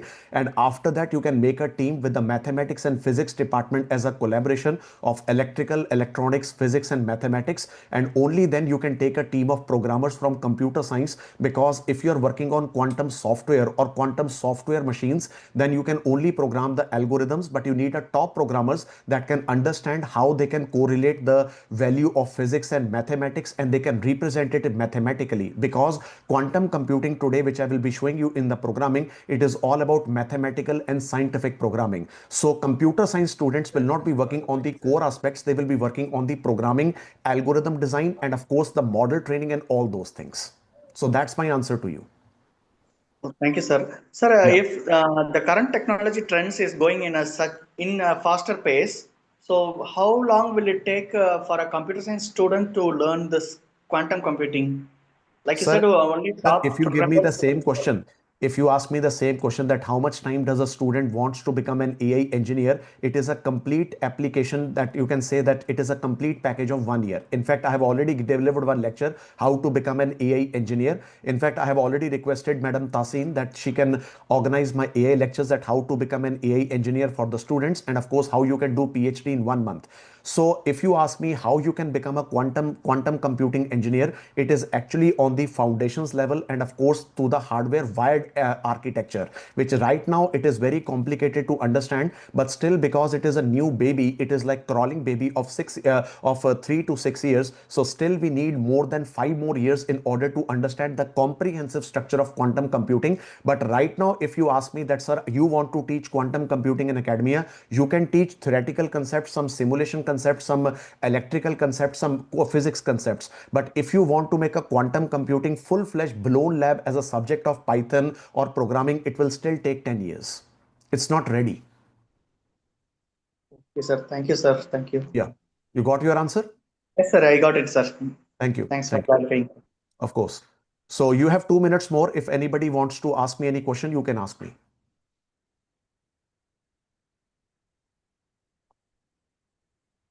Okay, so I got a question from Suresh Babu Panatula that, sir, I am currently working as assistant professor in computer science and engineering. I am interested in pursuing a PhD. Can I take quantum algorithms as my research area? Of course, you can take quantum algorithms as a research area, but the main problem is that you can't design a quantum algorithm. You can use a quantum algorithm to take a problem, like suppose today I take a problem of portfolio management, I take a problem of fintech, I can take a problem of drug discovery. So what you have to do, you have to find that what existing deep learning or LLM models are actually there, and what exactly still these deep learning and advanced AI technologies or computing technologies are ready to solve the problems, and what still is unexplored and unsolvable in terms of performance, in terms of accuracy. And then you should try to replace that particular problem from deep learning to quantum algorithm. But again, remember, if you want to validate that problem and everything, you need practically a good cloud computer, because in order to validate that type of programming, your computer needs to have at least a 256 GB to 512 GB of RAM, which is right now currently impossible to buy that much of things. So we request that if possible, you want to do your research, you can contact me and I can help you to contact with Alibaba Cloud, and you can take some computing based resources there, and you should start training your models and all the things over there. So that's my answer to you. You can do, but still you have to explore more what kind of application and where artificial intelligence algorithms are not working at all, and still the area is unexplored. That's my answer. I hope you got the answer, sir. Thank you. So I can take one more question, then we can start. Coordinator, if there is any other person, please ask him to put the question to me. Good evening, sir. This is Ram Prasad. Yes, sir. Sir, whether any chance to have an integration of quantum computing in a network I've already L4, told you. In fact, I L4 don't know whether production? you. No. I don't know whether you have attended my lecture on day one, but I've already told you that right now, if you talk about the internet, the routing procedures is actually unsecure. That's why today, if Okay. any bank comes to me that, sir, Yeah, we yeah. are a Yes, banking yes. institution. Sir, listen to me. If we are a banking institution, if we are a hospital, because today, if you talk about the biggest hackers, because even I'm a professional hacker, if I want to target a particular country or anything, I will target two aspects. One is the finance sector, and second is the hospital sector, because right now they are very much weak in upgrading their technology and their systems are really outdated. So that's the reason we will actually deploy a blockchain oriented database structure so that everything becomes like a chain. That's the answer. But in order to make the internet very secure, you need to make sure that there is a quantum network in which you need to have a quantum repeater and quantum router. Now only one company is working on that, that is called Cisco, and there is also another company which nobody knows. In fact, I'm certified from that company, that is Palo Alto. So you can work on those companies and you can find that what exactly is the quantum repeaters. And there is also one company which you can say Siemens. They are actually quietly working in development of this. In fact, in the future, Nokia is one of the company which everybody says that it was a failed mobile company, but still it is working on antennas of 6G, and they are working on 7G aspect that will be based on quantum repeaters and quantum routers. So remember, after 6G, any G will be based on quantum technology. So be informed, because I've already given you some websites how you can be informed with quantum computing news. Okay, sir? Okay, sir. Okay, sir. Yeah. Any other question? Okay, so there is a question from Dr. MK Kavita Devi. In algorithm lab for undergraduate student, is it possible to solve optimization algorithm like TSP using quantum simulator? Quantum simulators, let me tell you, they are not ready to solve all these algorithms and all those things. If you want to solve these type of algorithms, you need a quantum computer. For quantum simulators, which I will be showing you, they are only working to simulate the quantum circuits and quantum logic gates. That's all. This is quantum simulator.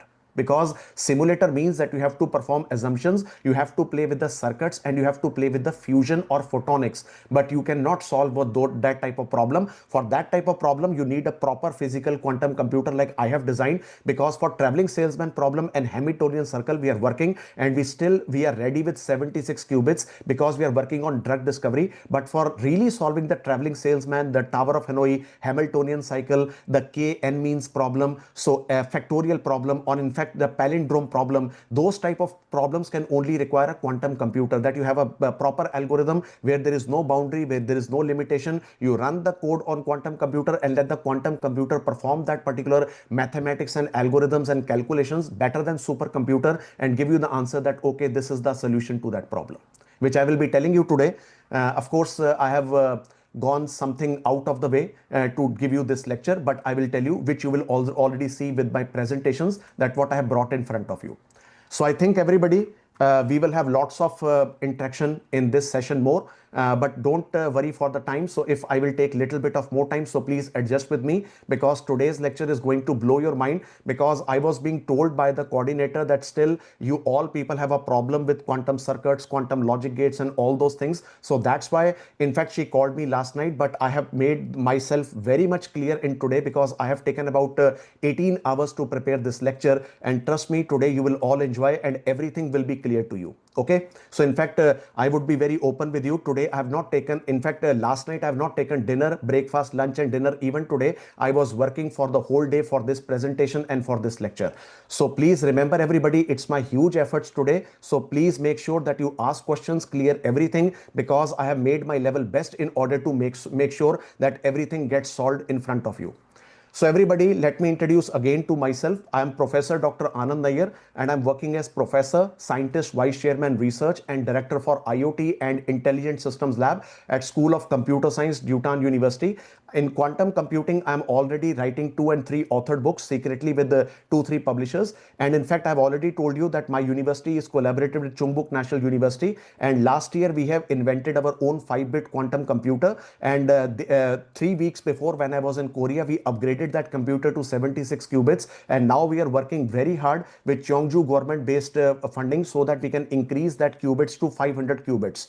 Because in qubits, more number of qubits you have, more number of you can say the states that you can have with the computer. Because if you talk about your today's computer, it is only binary, either 1 0. That's why we have the logic gates. But over here we have the quantum gates, which means as many number of possible combinations you can prepare. So remember, the word of quantum is all about solutions to all those problems which has limitations as of today, and we will have no boundaries with quantum, because in terms of traditional computers, you go with the terms of algebraic. Like today we have RAM of 8 GB, you go to 16, then go to 32, you go to 64. But over there we have 8 by 8, which means quantum computer works exponentially. So remember, everybody, understand the basic foundations, but still, if anybody has any problem with the foundational concept or any concept, you can please post it on chat box. I will give you regular time, because after this lecture, I will be giving you some live practical examples of Python code as well as some circuit-based simulator which you can perform. Okay, so let me first of all open the question in front of you so that you can understand more about the algorithms, logic gates and circuits, about the quantum computing hardware landscape. So I'm not talking about simulator, I'm talking about hardware. So remember, quantum computer is not only a simulator, it is a hardware that is well designed. It is working with Google, it is working with Microsoft. Right now 227 universities they have it, and only 124 scientists are working in that, and I am one of the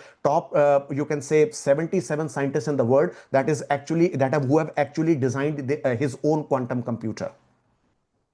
So everybody, the outline for lecture will be today that I will be talking about brief history, international stakeholder, and of course today many people ask me this question that how we can connect to the communities, how we can get the grant, how we can collaborate. So I will be telling you about research communities. And remember, everybody, everything depends on your email, everything depends on your proposal. Remember, every day I get a proposal from the students to get under me for PhD or postdoc, but trust me, 90% of these emails are rubbish, and that's why we delete them. So second, I will be recapping about the quantum computing concepts of lecture 1. And of course, I already know what has been covered. So I will create it practically so that if any of the lecture is not clear to you, it will be clear at the end of this lecture. After that, I will be talking about the hardware architectures. Why that sir has asked me this question that which branch of streaming will be required for quantum. So I will be talking about superconducting transforms, neutral atoms, ion traps and other. So remember, only those people who belong to proper physics, proper mathematics and proper electrical and electronics engineering, they are only basically formation for quantum computing. And for computer science, we are only working on algorithms, circuit design, simulation, and of course finding the answers to applications. Please mute yourself. Thank you. And after that, I will be talking about resources and snapshots of the rest of the course. So everybody, I hope you can see. Now you see how I design my presentations. Please make sure that if anything is not known to you, please unmute yourself and raise the question immediately. So remember, everybody, if you talk about the industrial revolution, we are not talking of quantum computing number 1.0. In fact, right now we are at quantum computing 2.0. So remember, what is the birth? What is quantum computing? The revolution. So let me tell you. So in 1930s, I've already told you that people like you can say those scientists which were there, which I have already given you the names. So many people were there, Robert, everybody, Eric, everybody. So you can say that they did the quantum revolution, which means they understood the quantum physics, which means that was the foundation of quantum computing and quantum theoretical aspects. That was not even quantum 1.0, that was only quantum 0.1. After that, we have come to quantum computing, that is 1.0, in which we got the birth of quantum information science, where we got some theoretical framework, we got experimental algorithms, communication, and metrology. After that, everybody, now a time, there's from 2020 to 2030, we will have quantum computing 2.0, that is called the second quantum revolution, where we have done the applied use of quantum mechanics in terms of information processing, acquisition, transmission, transduction. So that's the reason everybody understand that if you talk about any noisy intermediate NISQ systems, we are working on fault tolerant quantum computing. Remember everybody, I have told you the two concepts. One is called superposition. Superposition means that a quantum computer can be into multiple states at a single time, and entanglement means that what is the distance of the quantum photonics so that they can reach and they can do the communication. So error correction is very common, so error codes will happen, but remember we have to reduce those error codes. That's the reason we want to work on fault tolerant quantum computing. So you can talk about the quantum advantage, and we are actually working on deployment of quantum assistant technologies. That's why Microsoft has made the Mojave 1.0, that is the quantum processor, the first QPU. But very soon, everybody, NVIDIA is going to unveil their own quantum based technology that will be based on hyperscale computing of multi-cluster of graphics cards. So you can see a zoom into the NISQ. You can see everybody that if you talk about the quantum revolution, anything could be the qubit. We can build a computer around it. So it depends on you whether you want to build the microwaves, you want to build chemistry, or you want to build metallurgy or electrical engineering, or you want to build laser. So even today, everybody understand, even today we talk about a basic concepts of electronics that is called electromagnetic spectrum. But remember, as per human beings, electromagnetic spectrum has a limitation from the start and has a limitation at the end, but still we don't know what exactly at the beginning where it actually starts and what is the infinite boundary. So in order to know the unknown, that's the reason we have to form out what kind of quantum systems can be working and what kind of unknown facts we can come out with that quantum revolution. So you can see everybody in terms of the zoom of the top players right now. If you talk about the categories, remember everybody, in terms of quantum computing, this presentation is very important for all of you. So please take sure of the slide. Remember on the right hand side, I have told you that in terms of quantum computing, we have four perspectives. Number one is called superconducting qubits. So only D-Wave, Rigetti, IBM, Google and IQM, OQC, they are working. And that's why I have told you that the cryogenic system that is actually deployed with my supercomputer, it is actually sponsored from IQM. So we are working on that superconducting qubits. That's why we are increasing the qubits. After that, we have quantum optics. So over there, only entity is working. After that, we have neuron atoms. So you can see some companies that are working over there. After that, there are some quantum in terms of photonics, in terms of applications. So Intel, Microsoft, AWS, PSI Quantum, these people are working. So now understand, if you talk about superconducting qubits, quantum optics and neuron atoms, only the people from mathematics, physics and chemistry, these people will work. But if you talk about the photonics, the simulation, programming and all those things in terms of engineering complexity, the computer science people can work. Okay, so we are only based on application orientation. So these are the applications that you can see, that what are the major applications, because now I will only focus on computer science. So remember, these are the four major applications that you can do as of quantum computing second revolution.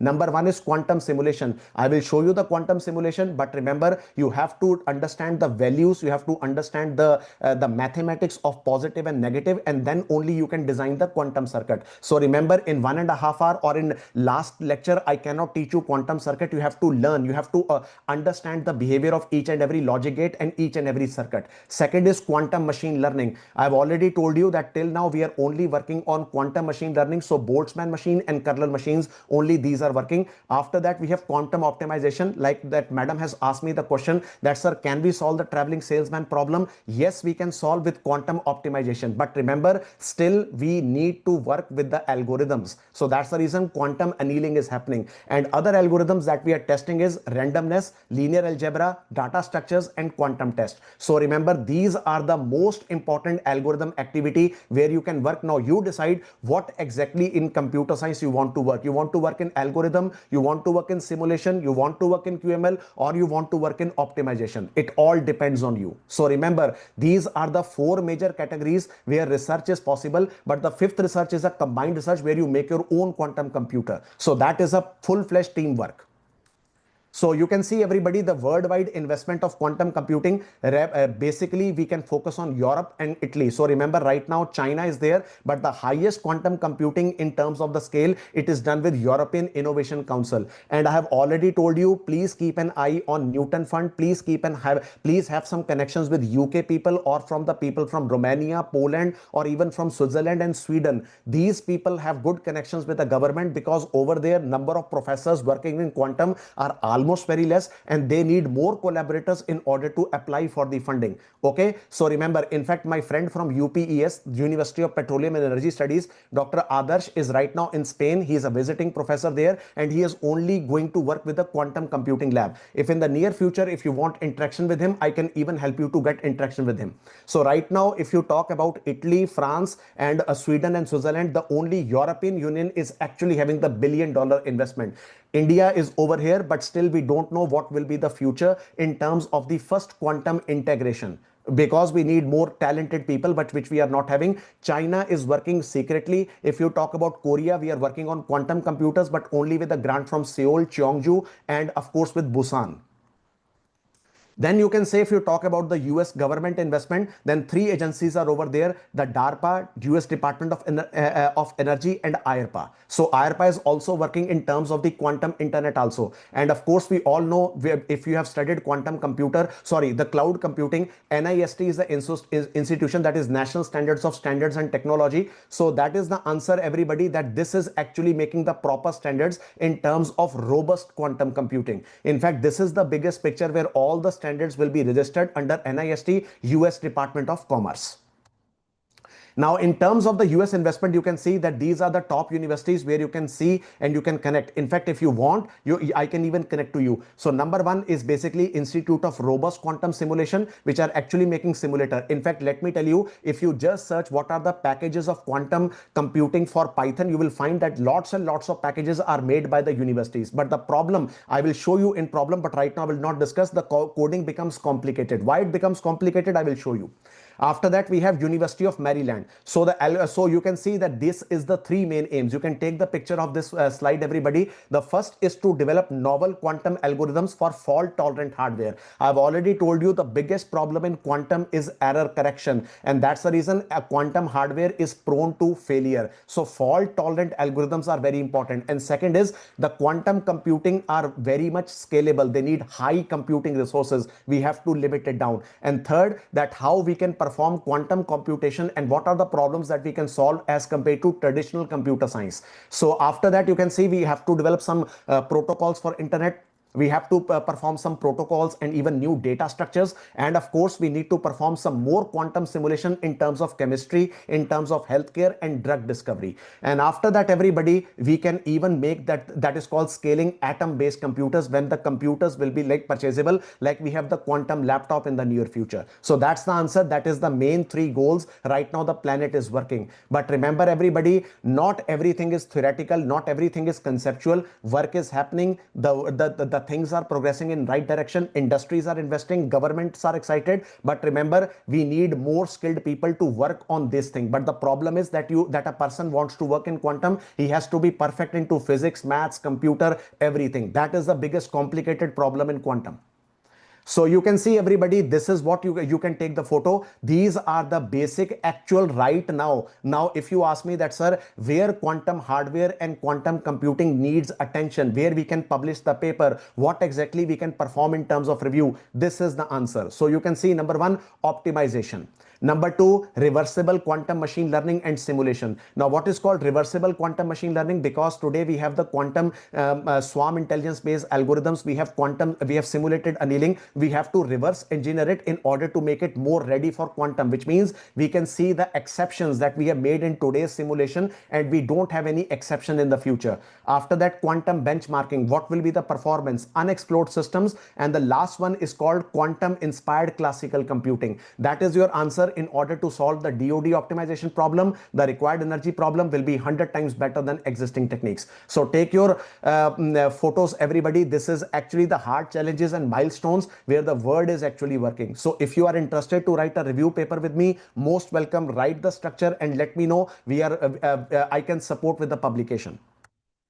And now everybody, what is the main thing? You can see that we have to speed up and quantum advantage will be performed. The main thing is, do we beat some quantum methods? The answer is no. We have to improve the work. Right now the work is not complete. We have to beat. But remember, are we beating the classical methods? Yes, we are beating, because in terms of calculation, in terms of accuracy, in terms of performance, we are beating them. And of course, in terms of performance, it is better. So that's the reason today we don't say that quantum computers are perfect, but we are still attaining quantum supremacy, because those problems which were not attainable with mainframes and supercomputers, they can be solved with quantum computers. So now everybody, I would like to recap you with some quantum computing concepts. I will be talking about quantum circuits in my next presentation, but I will explain everything to you. Now, if you have any question, please give it the question. I will take a break for 2 minutes after this, you can say, this part of my presentation.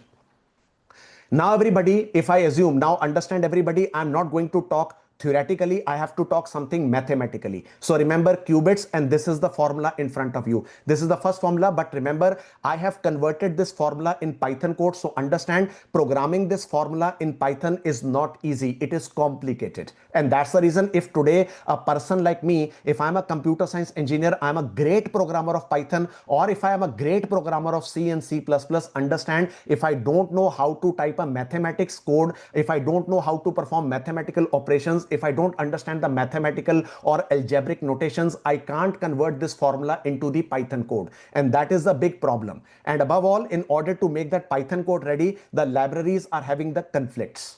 So that's the problem, that why people are scary of Python code, because of the compatibility of the libraries. So you can see this is the quantum bit based simulation, where you can see that what kind of angle we can perform. So right now the angle that I'm working is only 30 degrees to 45 degrees. And the Python code which I will be simulating, I will be telling you from the degrees from 45 degrees to 75 degrees. That's all. So that is the only thing. And you can see the matrix oriented and the trigonometric oriented mathematics in front of you. Okay, so I will not explain that mathematics, because if I try to explain this mathematics, it will take 3 hours. Remember, it is a very huge subject. I have to be confined with the lecture. So you can see everybody, this is called quantum gates and circuits. Now let me tell you, if you talk about quantum mechanics, everybody, now what is mechanics? I hope everybody knows what is mechanics. So what is mechanics? Mechanics means we have to use some principles and methods in order to make sure that something works as per the order of physics. Okay, remember, that's why we have mechanics. That is why we have robotics. They have to follow some laws of physics. They have to use some machining theory, and they have to use some formula. Only then they can perform some task. But if you talk about quantum mechanics, everybody, we have two operations. One is evolution and one is measurement.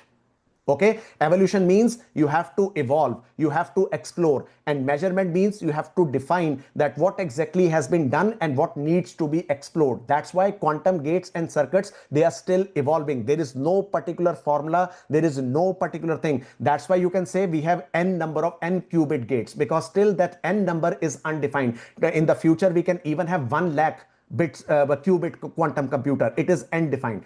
So quantum program, everybody understand what is a quantum program? A quantum program is actually a classically controlled execution. Now what is called classical control execution? Because we are controlling these instructions on classical computer, this computer, or either the classical programming language, that is Python. We don't have any quantum programming language. We don't have that. So quantum program is classically controlled execution of sequence of quantum circuits and measurement. So remember, what I'm performing today in terms of quantum circuit and of course in quantum gates, it is using only quantum controlled execution with my own quantum. So remember, quantum computing requires quantum computer, but right now I don't have quantum computer. So how can I make a quantum simulation running? So that's why quantum program is required for controlled execution, but in classical controlled execution. So that's the reason, everybody, a quantum circuit means it's a ordered sequence of quantum gates, and quantum gate is a unitary operation. It still means that we don't define it. We have to reprogram, we have to explore. Still, that's why I'm telling you it is a evolving notations. So this is what you can say. This is called idealized circuit. So right now you can see ABC, number of bits. We have a gate in which we can synchronize the things. We have another gate and we can perform the measurement. So remember, it is not like AND gate or NOT gate or NAND gate that, okay, 2 input and 1 output, like a 0, 1, it is becoming 0, 1, 1 is becoming 1. No, you can perform any number of gates. You can have n number of gates because it is a unitary operation. And that's the reason, what is the best way to represent these algorithms? You cannot write the mathematics. That's why everything has to be mathematically evolved. So remember, if you talk about the biggest question over here, this is the question.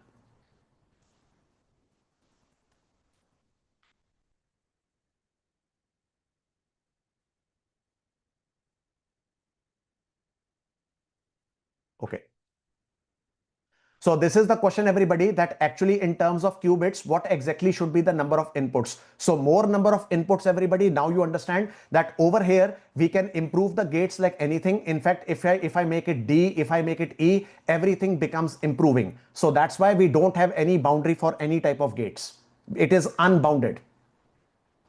And now if you talk about the synthesis, you can say that maximum number of elementary, and you can see the mathematics behind that. The qubits can be even 15. And of course, the quantum circuits can be composed of single and 2 qubits. Now remember, now my computer is based on 76 qubits. It is a 76 qubit gates of universal set. Now, which means mathematics becomes more complicated.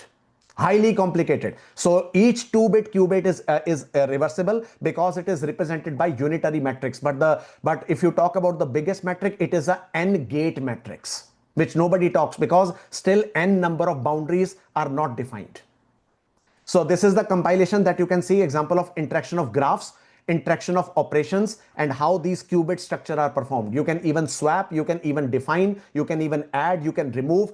Anything can be updated, and you can see the photonic structure. I will show you practically in the one quantum simulation circuit which I have designed for you, and I will also tell you how you can program in Python. Just wait for that. But remember, coding is very complicated.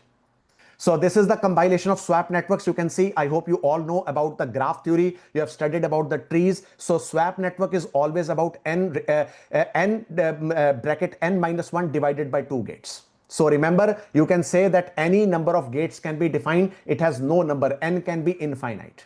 So if I change it to 76, so it will be 76, 75, 76 minus 1 divided by 2. If I make it to 1000, it will be the same number of n bit of gates. So everybody understand, this formula is very important in terms of gate study, in terms of quantum study. This formula is very important. So understand, if you want to talk of this type of gates, if you want to make this type of swappable networks, this formula is very important. I again write this formula with my hand. So remember, number of n is equal to number of qubits. Remember that. Number of qubits, it means the formula and network depth changed. Okay. Now everybody, I give you a time for 1 minute. If anybody has any question or anybody wants me to repeat any question, please do that. Any question? Sir? Anybody? Yes, sir. Please Sir, hurry you up. have shown, yes, sir. You have shown the formula n into n minus 1 by 2. It looks Yes. like a mesh network. Does all the connections should be connected to all the possible gates that we have installed inside the quantum computer? Yes, exactly. But remember, because it is a part of chemistry, we have exceptions. Okay, sir. Yeah, that's the reason it is not defined properly. We are making assumptions only. But remember, if suppose tomorrow the quantum computer can go up to 5000 qubits, remember this formula will not work. We have to change the formula. Okay. Yeah, that's why I'm telling you why quantum computing is becoming complicated, because chemistry is involved and we have to go for superconducting qubits, and they always have exceptions. That's why we have to explore meta materials.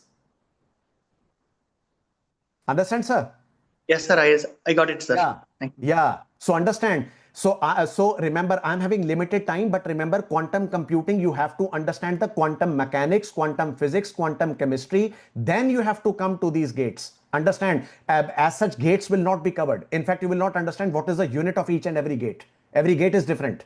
Okay. Any other question? Anybody? Anyone? Okay.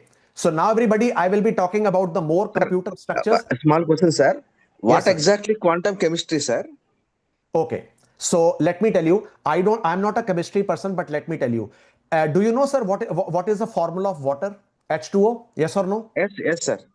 Yes or no? But even today, Yes, sir. with two atoms of hydrogen and one atom of oxygen, no scientist has even made the water also. In fact, we have never made a water. In fact, we don't know what is the taste of cyanide.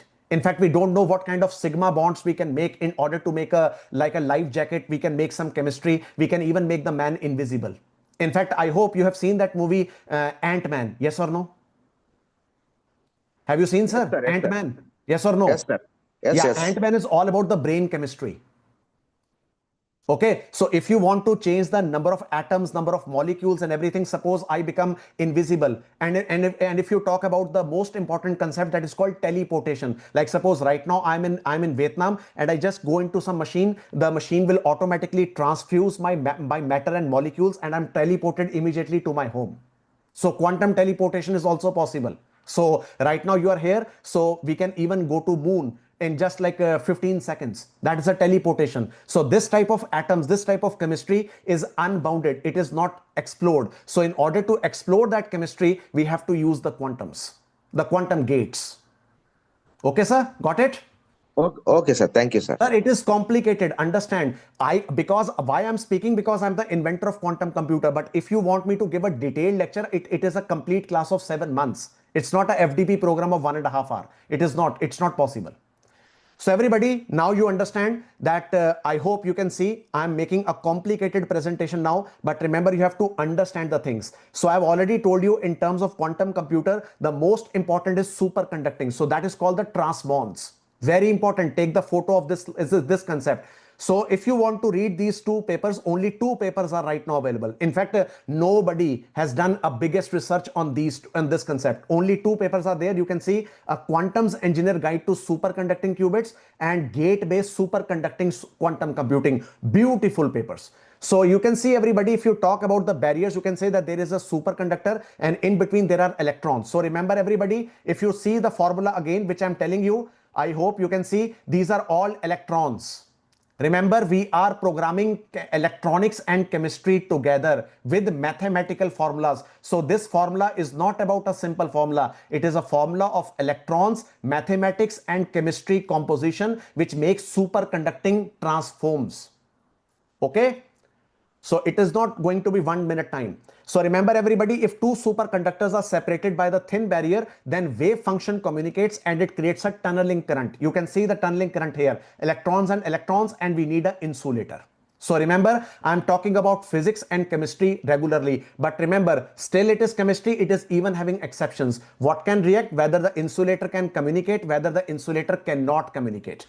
So you can see with this right now over here. So high quality factor, ability to be coupled to more transforms and absorb and emit in microwave region, that is gigahertz. So this could be a groundbreaking research for 6G or even 7G communications. And these are the companies, everybody. If you talk about IBM, Rigetti and Google, and you can see their formulas, you can see their metamaterials. This is the best presentation. I can give it to you what exactly is being performed. And this is the roadmap that you can see as of 2023 and as of 2025. This is the maximum research. Till date, the human being have done the research on superconducting vendors. These are the maximum research. And you can see the formula also. Now, if I give you this question that, sir, can you convert this formula in C++ or Java? Trust me, sorry to say, almost 1 or 2 people can be able to convert, because this is a very complicated formula. Very complicated. In fact, sometimes in terms of Python, we have to add some mathematics library, which I will be telling you today. In fact, quantum mathematics needs its own library, quantum physics needs its own library, quantum circuit needs its own library. And sometimes the libraries are even conflicting. They don't have the proper parallel functions to perform. That's the complications. So everybody, you can see some of the best simulation results. That is the time crystal eigenstate order, accurately coupling the electronic properties of quantum ring, and this you can see in terms of Monte Carlo simulation. But I'm not into electronics and photonics. So if you are a physics person, you can see that we are performing these simulation results of quantum. This is the best presentation I can give it to you. Now you can see the CED, everybody. You can see the supercomputing quantum materials and system center. They are able to perform the transforms as non-linear element, mediating interactions between electromagnetic modes inside a 3D activity and quantize into 2D resonator. So if you are into metamaterials and you are working parallelly with electrical engineering, only then you are able to understand this type of formula, that what kind of quantum system we can perform to understand the superconductivity in CQED. So these are the neuron atoms, everybody, analog simulators. Now you can see this is in front of you, how we can simulate Hamiltonian cycles. Now you can see, everybody, and how you can see the redox reaction also, and how you can perform some ground state atoms. And of course, if you talk about chemistry and metamaterial simulation, this is the answer, the pulsar. In fact, it is an open source package for performing pulse simulations. That's why I'm telling you, in quantum computing, if you want to program, each and every subject has its own library, and each and every subject has its own sub libraries or packages that needs to be imported. That's why coding becomes complicated. Okay, so these are the neural atom processor architectures which right now are in front of you. 3 companies are there right now. You can see that is Microsoft, and of course you can see Pascal, and right now IBM is also working with its superconducting lab. And this is for the iron top processors. And you can see if you are working into the oscillating functions, or you're working into lasers, you can see the native gates. So gates are what? It is representing the structure, how you can solve the problem. So gates are even not perfect over there. Every activity has its own gate, and you need to reprogram the gate as per your own conductivity. It's a pure quantum lecture. Remember, it is not easy. It's complicated. And you can see, everybody, in terms of the roadmap, this is very important. And this was actually, it has taken me 1 hour to find this map. So you can see that by 2025, they have attained the roadmap of 64. And by 2028, it will be 1024. And if it is 1024, everybody, then we are able to understand that what exactly is known as the highest boundary of laser technology. Because the future will not be radio communication, it will be laser communication. So how we can make the laser oriented weapons? This is the answer. Laser is still unexplored. So these are some of the quantum charge coupled device that you can see. I will not go to each and everything because I have to go for it. And you can see, everybody, that in terms of the highest speed of operations in terms of superconductors, the answer is 10 nanosecond. This is the major breakthrough that we have attained. And in terms of fidelity of operation, the ions are at 99.9%.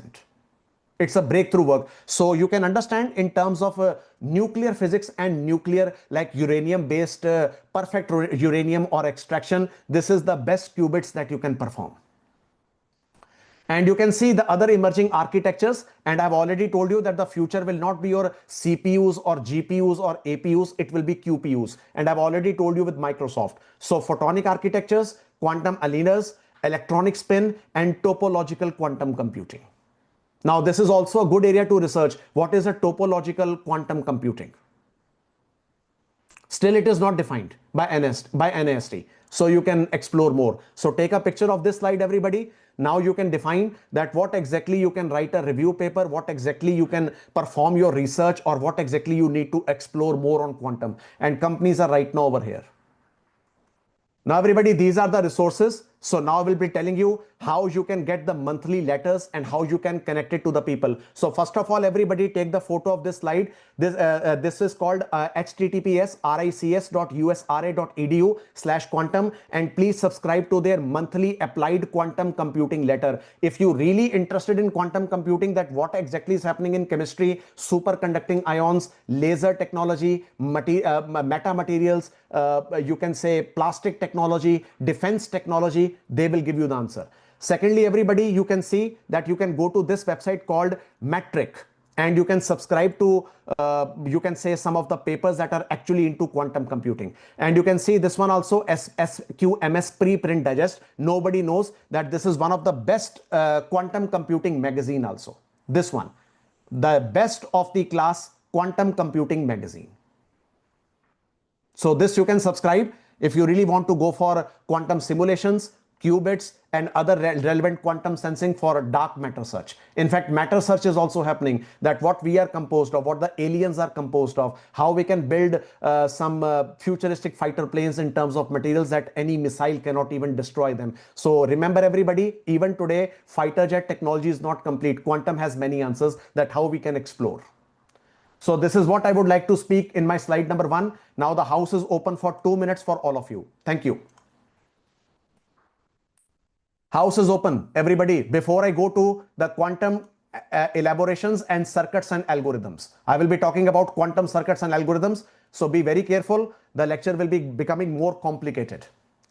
Yes, please hurry up for your questions. Thank you.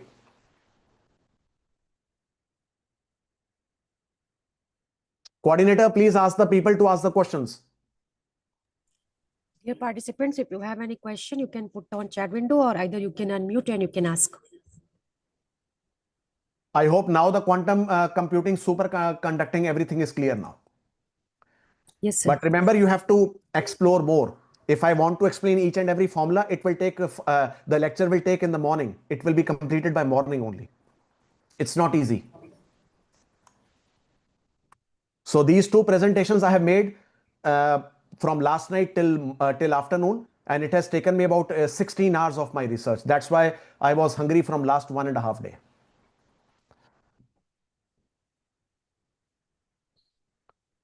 Okay, any question? I give you 1 more minute, then I start. Okay, so there is a question, quantum energy computation algorithm. I will be giving you that algorithm, which I will be showing you the demonstration. That algorithm you can use, that is the VQE, most popular, that is also used for energy optimization, solar technology, and of course for fintech. Coordinator, can we start please? Thank you. Yes, sir. Yes, sir. So everyone, in this lecture, I will be only talking about elaborations, and I will be talking about circuits and algorithms. Sir, once Sangeeta has put some questions, sir. She's telling she couldn't speak.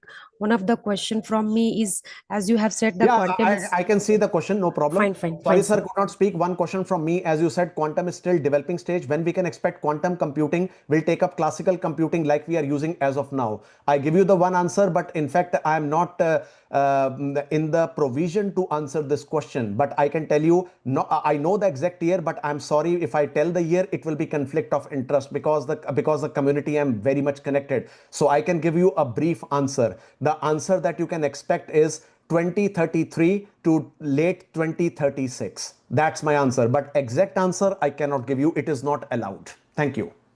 In fact, this presentation coordinator, ma'am, which I have already told you when I called you in the afternoon, that madam, this presentation I have went out of the way, and some of the presentations that you will see, it is actually a hidden information even till now. So I will be opening some hidden information via this FDP. So this FDP is going to be the next level as of today. So everybody, this is going to be my schedule, and after that I will be talking about basic quantum, the programming quantum algorithms, and advanced algorithms, and only towards circuits.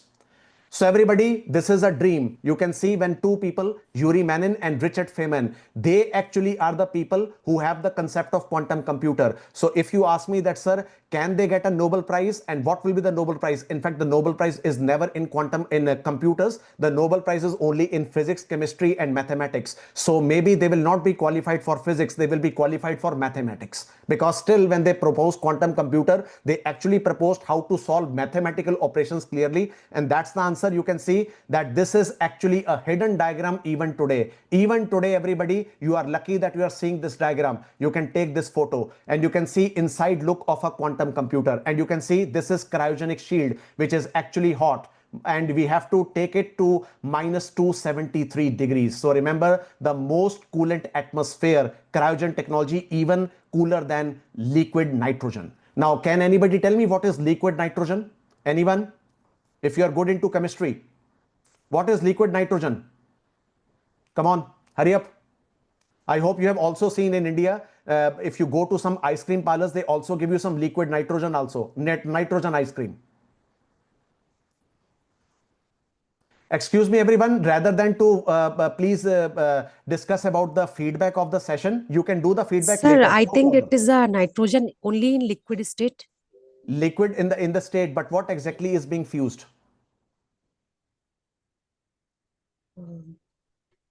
Find out.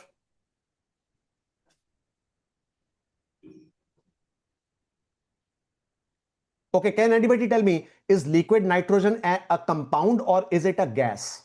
Or is it an element? The biggest question. Gas. Gas? Is it a gas? Is it a yes. gas? Yes, sir. Yes, it is a gas, Yes. but it is also an element because it can change the forms. You can even eat it, you can even smell it. So almost nobody knows about it. In fact, it is not semi-solid, it is both a gas-based element.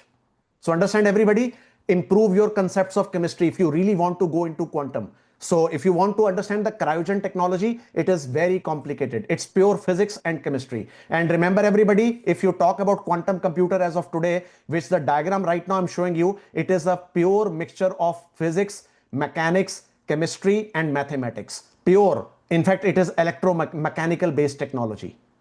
So everybody, this is what you can see, what Google has done, what Spain has done, what Rigetti is doing, what D-Wave is doing. This is all about quantum elements that you are seeing. But remember, there is one more element which two companies are there. And can anybody tell me which is the biggest semiconductor company in the world? Biggest semiconductor company? Yes, which country? Taiwan, sir.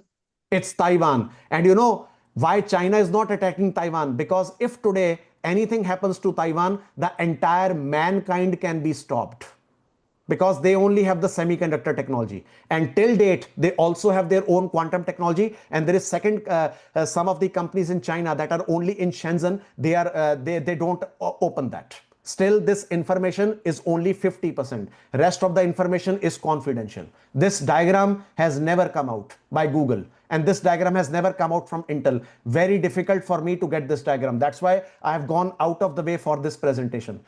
So everybody, this is your formula. I will not tell you what is now superposition and entanglement. Now you see what is electron, how you program, what is the limitation, and how to program the qubits. Now this is your question. Do you you have to take some variable in C and you have to program this formula. And still, otherwise, everybody, you will be shocked to know that this type of formula will take almost 85 lines of code in C. And if you talk about Python, it will take 15 lines of code. This formula is so complicated. So understand, it is all about the Bell states. It is never stable. It is a state. So everybody, these are the quantum technologies. Now you can see practically ion trap, the transmon, the dots, NV defect diamond, photons, and Majorama. And Majorama is actually where Microsoft has done the first QPU, the quantum processing unit. That's my answer. Take the photo, everybody. This is a rare photo that you will see. This has taken me a lot of time to make this presentation. Lots of time. And now everybody, this is the processor environment that you can see. What is a quantum processor? It is cooled to 0.015 Kelvin, 175 times cooler than interstellar space. Space is cold. That's why there is no gravity. And shielded to 50,000 times more, multiplied, less than Earth's magnetic field. And the high vacuum pressure is 10 billion times more. And above all, it is taking less than 25 kilowatt total power consumption for next few generations. So it is not, I don't say it is a power efficient, but still we are working for it. So now everybody, this is the most solid quantum computer that you are seeing as of today. This is D-Wave, the active quantum computer, and this is performing only quantum calculation. And right now the three problems are solved: traveling salesman problem, Hamiltonian cycles, and hydrogen elements and photonic structure. Three problems are solved. So my dream is the day we can find with quantum teleportation and quantum time machine. And everyone, I would like to show you something. Just wait, please.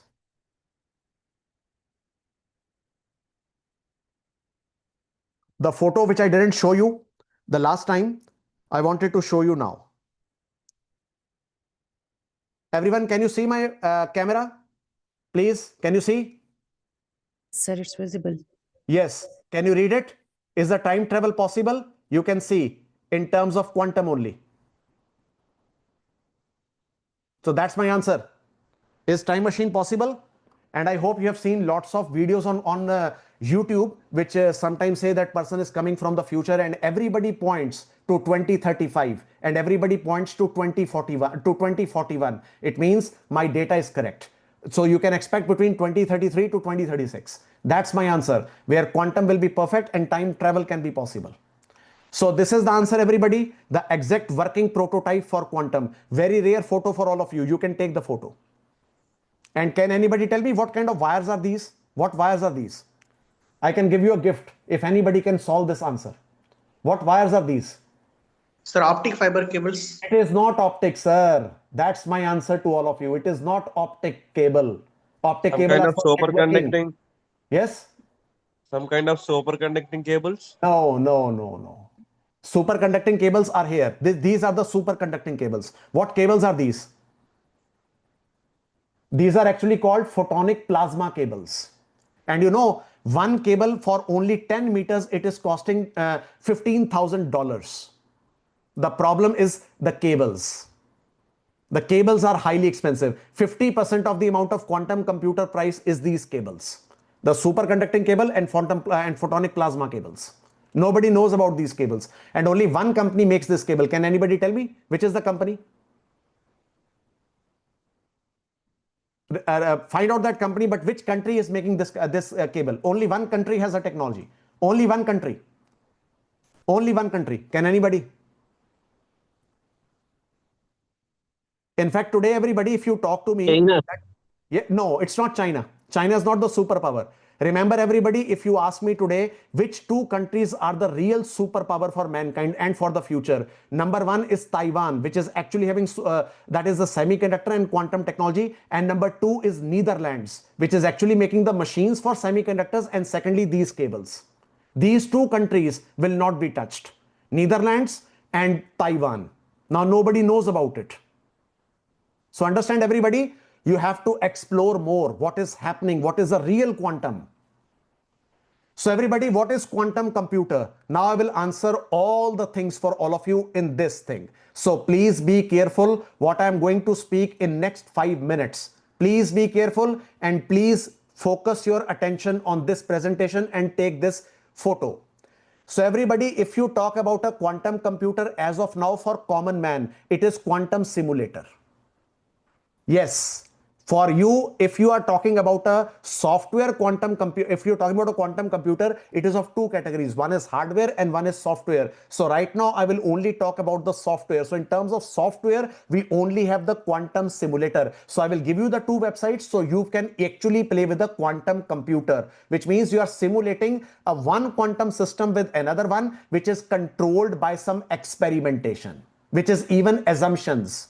So you are controlling the circuit. You can even add on the circuit by trial and error. You can add as many number of gates. You remember the formula n minus 1 divided by 2. Any number of formula, you can control that. Second is you prepare a known and easy Hamiltonian that lets it to evolve, that lets to solve a problem. Third is topological quantum computer, continuous variable quantum computer, and universal quantum computer. So if you ask me today, we have 4 types of quantum computers. One is hardware, second is simulator, third is topological, and fourth is universal quantum computer. And that's my answer to all of you, that if you really want to make a review paper on what exactly is a quantum computer, you have to work on the types, the categories, the algorithms, the photonics, and the structure. That is quantum. So this is the adiabatic quantum computer, and you can see the initial Hamiltonian, which ground state is easy to find, problem Hamiltonian, where the ground state encodes to solution, which means any number of solutions. So you can see if you go to quantum circuit, you need to remember these structures, HB, HP.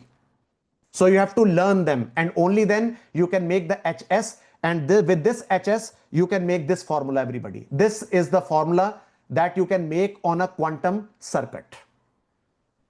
So that's the answer, any number of possible states. Any number of states that you can take as a possibility. So everybody, this is your example.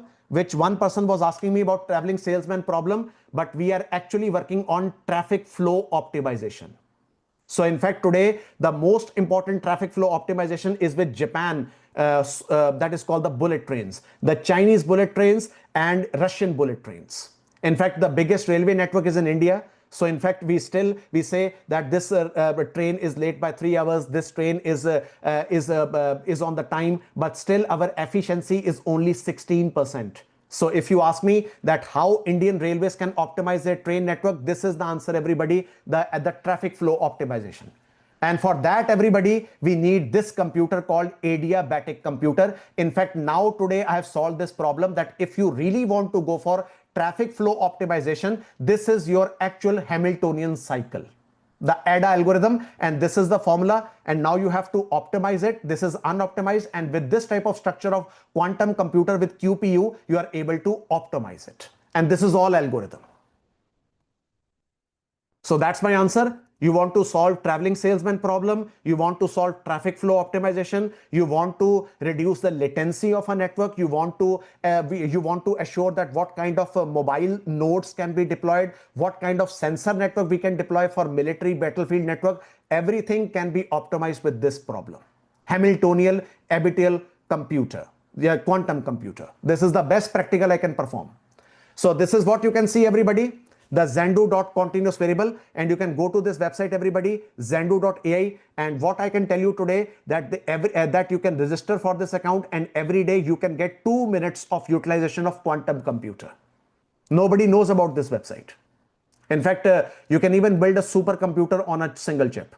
In fact, I have also made my own micro supercomputer. We have clustered Raspberry Pis. I hope everybody knows Raspberry Pi. If you have 30, 40 Raspberry Pis, you are actually making a micro supercomputer. And if you can buy 5 Mac Pros and you combine 30 Raspberry Pis, you are having a class 3 supercomputer in your lab.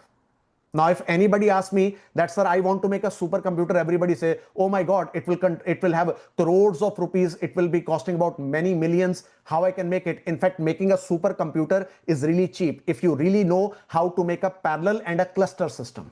That's my answer. What is supercomputer? It's a cluster of computers. And if you make a cluster, you can add Apple Mac Pro, you can add a cluster of Raspberry Pis, and you can make your own supercomputer. And after that, you can perform big data research. You can perform search on big data. You can perform healthcare-based, model-based research. Everything can be possible with that. That's my answer. How you can build a powerful computer. So this is about your European quantum flagship, and I will not go to here. And this is your everybody. The China is building the world's first quantum communication network. Now, what is it? I cannot tell you because it is still confidential. This is my answer. Please find out more information. In fact, they've already made it, but still we don't have much news because it's China.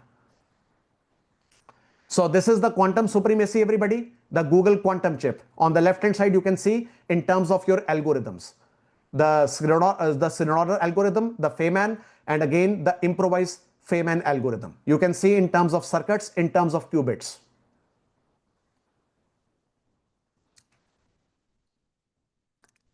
And everybody, I would like to come to now, what do you need today, everybody? Now, this is your question. What exactly we need today? The complex numbers, matrix multiplication. In fact, as a human being, we can't solve more than 8 by 8 matrix. Now, what if I tell you we want to solve 32 by 32 matrix? Imagine. Now, what if I tell you we want to solve 1000 by 1000 matrix? What will happen? And above all, we don't have to use any sparse array. The works become very complicated. So understand tensor products, understand measurements and probabilities. And still, again, I would like to say to you, now, if I ask you one question, everybody, I hope everybody knows statistics, everybody knows probability. Can anybody tell me what is the difference between probability and game theory? This is the biggest question if you want to answer as a mathematician, as a statistician. Now tell me, what is the difference between game theory and that is called your probability? I hope everybody knows about game theory and probability. Find out this answer. Anybody can answer this question? Take a gift. Coordinator, please tell the people to please participate. Thank you. I need participation. Otherwise, it is useless for me to be awake and make these type of presentations. Please participate. Yes. So game theory explains the probable predicted intermediate states. So it will predict the intermediate state based on the current state, how it moves to the next state based on any moves, based on the moves. And probability is the final solution, whether the winning chances lying between 0 and 1. So what percentage of winning chance percentage is there, like that it Sir, will you are explain. partially correct or you are partially incorrect. Remember, if you talk That also about winning only, remember actually, if you talk about winning only, actually both of these theories are connected to winning. So if you say to me that, sir, I went to a poker machine, what is the probability that as per game theory, that what is the chance that you will win or what you cannot win? When if the situation is very complicated situation, what is the chance of winning and not winning? It is game theory, because we have the feeling of randomness and complexity. That is game theory. Where we have confined and we have limited state of the problem, where problem is not complicated, we use probability. Now, can you give me some real-time example of probability versus game theory? Now, I give you cricket match. Okay, I give you the cricket match example. Okay, let me give you a cricket match example. Today, India is playing with Bangladesh. We have the probability that winning state is, you can say 70-30. We can say 3/4 chance. But what if we can say, what is the chance of India to win the World Cup when Australia, England, South Africa, everybody is playing? That is game theory. So it means that the combinational result of each and every probability gives the game theory. Exactly, because when you increase the randomness, when you increase the complexity, that's why probability comes first, and game theory itself is a subject. Sir, if the players will perform like all the players will perform, sir, then definitely there will be. Because remember, if you are comparing an Indian team, that Indian team will win with Bangladesh and Pakistan. It is limitation that, okay, it's a small series and we have two teams. We can do the probability. But if it is a World Cup, when whole world is playing, South Africa, Australia, England, Pakistan, everybody is playing, then we use the game theory, because we have to make multiple combinations, complex combinations. That is game theory. So if you see one movie, I hope you have seen that movie Interceptor. See that, where a lady was being trapped and everybody was killed. So what was the probability by the president's thing that she can go down and she was injured and she can run that activator and she can stop those missiles? That was game theory. So if you are having 5 people and enemies too, then we can have the probability that, okay, sir, we can kill them. So remember, when you have limitations, there is probability. And when you have randomness and big problems, it is probability. It is game theory. So understand the concepts. So quantum computer is all about a game theory. Okay, so everybody, I hope you can see this is the best answer I can give it to you today. What is bit, qubit and superposition? So classical computer business card, 1 or zeros, that is bits, stored life, long life and logic gates. But if you talk about a quantum computer business card, it could be 0, it could be 1, it is a convention, it could be with unitary, it cannot be stored, it cannot have a long life, and above all, the states cannot be defined. In fact, what is the boundary of quantum computer? It is still a game theory. So over here it is probability 1 or 0. Over here we have the game theory. Please mute yourself. Thank you. And this is the quantum technologies, everybody, the superconducting phase in terms of the variations, in terms of the engineering guide that you can see how we can transform. So understand, everybody, understand maths and statistics. Okay. So I give you one more question. What is the difference between discrete mathematics and statistics practically? Can anybody give me the answer? How you will define it? Now understand, if you want to work with me, you have to understand the logics first. Can anybody give me the example where discrete maths is there and where the statistics is, where that is called your statistics is there? Come on, give me the answer. Okay, anybody? Unmute yourself. Please learn practically how you can do the practical things in quantum. Otherwise, you will not be interested. It becomes boring. It's a mathematics lecture right now. Coordinator, please motivate the people to coordinate, to please. Sir, in statistics, I think we are doing analysis and all. Madam, that is bookish. I don't want bookish answer. I know it is all about finding the frequencies and continuous domains and all those things. I'm talking where practically application you will apply discrete maths and statistics. Practically. So like, sir, if we have to represent the data of last 10 years, then we will do the statics only, no? Okay, okay, okay. Discrete means for that particular instance, sir, Statistics follows over a period of long time. It collects the data over a period of long time. Okay. So if I say to you, what is the difference where classification is there, where prediction is there? What is statistics and what is mathematics? We are all using machine learning. We all use deep learning. We all say classification, prediction. So where is mathematics? Where is statistics? Prediction statistics. Exactly. Prediction is statistics. And what about classification? Discrete. Discrete. Exactly. Now you understand how maths and stats actually works. Even we don't have the boundaries. We have to ascertain the values. That's why we have to remove the noise. We have to reduce the bias.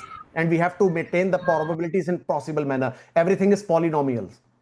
Okay, so you can see now what is noise. Now you will understand what exactly is the noise. Where we are today, where we will go in within, where we were in 5 years, and where we will go to 5 years. So everything becomes on probability, stats, maths, and game theory. Everything. So that's a catalyst over here. That is the error correction threshold. It has to be updated regularly. That's why we have the quantum chemistry, optimization, and machine learning. Everything comes here. Okay, so everybody understand, you have to reduce the number of error rates, you have to increase the number of qubits, but remember, error threshold, it is the same. We have to reduce it, but still we don't reduce it. We can't reduce it. Okay, so you can see right now the parametric quantum circuits, the QPUs and CPUs, and this is one of the representation of a quantum circuit. You can see everybody the 3 states of qubit machines. So in terms of quantum circuit, you have to understand the values, the parameters. It is all about the unit. It is all about the gates, construction, and of course, you have to reduce the error correction. So remember, it's not easy. And I just come to, so these are the algorithms that you can see everybody, but I will show you practically the quantum variational eigensolver, QVE, one of the most popular quantum approximate optimization problem. So that's why you can see everybody understand the concept of stats, maths, and game theory. We are using variations, we are using approximation. Now, can anybody tell me what is meant by variation and approximation practically? Okay. Can anybody tell me what is variation and what is approximation? What is approximate? Can anybody Near optimal. Near optimal. Near optimal. Okay. So if I say a student has got 75.5%, what is the approximation for that? 76. Yes. What is the approximation for 78.5? Kind of rounding of the. Exactly. The rounding. It becomes 79. That is approximation. So what is variation? When we say if the variation is between 65 to 90, or you can say when we talk about the variation that okay, there is a UGC net result, there is a gate result, that if you score between 7.5 to 8.1, there is a variation that okay, you will be getting selected. So remember, it is all about your marks also. It is all about your variation. That's why in governments, the people have the statistics and mathematicians. They actually work that what kind of percentage the people will be selected and how much will be rejected. So everybody, in terms of quantum machine learning, we have only 3: support vector machines, principal component analysis, variational autoencoder. So please learn them. I will not explain because you understand I'm having limited time, but I can speak for next 3 hours. I am actually into quantum, so I can speak much, but remember limitation of time. So everybody, this is the formula that you can see about QPUs to CPUs. So QPU is all about quantum processing unit and CPU is all about CPU, the classical circuits. Over here we have expectation estimation in terms of the electrons and photonics. Over there we can only perform adder calculations. That's why we have computer system architecture. Over here we have quantum circuits. That's the answer. So these are the complex numbers. I will not work on much. And these are the qubits. Please check it, everybody. So everybody understand, if you really want to program quantum computer, so everything in terms of these values, these numbers, these icons, everything is to be learned by you. What is electron, what is phase, what is probability, what is amplitude. Only then you can program a logic gate. Okay, and this is Bloch sphere, which I will be showing you practically. I have prepared one program for that. The quantum circuits, the Bloch sphere. Now see everybody, understand, if I start explaining this mathematics, it will take me 3 hours more. So you can take the photo. It is one of the best explanation. I can give it to you for Bloch sphere. So understand, making this type of presentation is not easy. It takes a month, but I have given it in few hours. And You can take this one also, everybody, the Polygates, the Clifford group, the IBM group. So you can see, everybody, we have the bit flip or not. We also have the Clifford effort, that is Hadamard, the phase, and we also have the IBM group in terms of electrons and phase. So you have to learn more examples. And now I just come to the practical, everybody. That will be all, because more presentation I cannot open because still it is confidential. I'm so sorry. Okay, ma'am, we take a break for 2 minutes. Can we take a break? How much time is pending for me? How much time? Yes, sir, we can take, sir. 2 minutes break is okay? Because Yes, fine, already you sir. can see on my screen, it is already 11 o'clock in Vietnam time. Okay, so I will take 2 minutes and then we speak for next 15 minutes. I will just give you the codes. And remember, madam, I cannot give you the PPT because you understand it is confidential, but I will give you this all programming code that you can see right now on your screens. Okay, Sure, sir. Sure, sir. but let me tell you, I will give you not every explanation, because every explanation will take a 2 to 3 hours. But I will only explain what exactly are the mistakes, what about the imports, and what about the functionality. I cannot explain each and every code right now. Each and every code is impossible. Okay, but I will show you how we can make animations, but you can run it. Sure, sir. Okay, thank you. 2 minutes break, madam. I will start within 1 minute. I hope everybody is enjoying. Please put your feedback on the chat box. Thank you. I hope, ma'am, I'm 100% sure today many concepts of game theory, mathematics, stats are clear actually. I hope so. Yes, sir.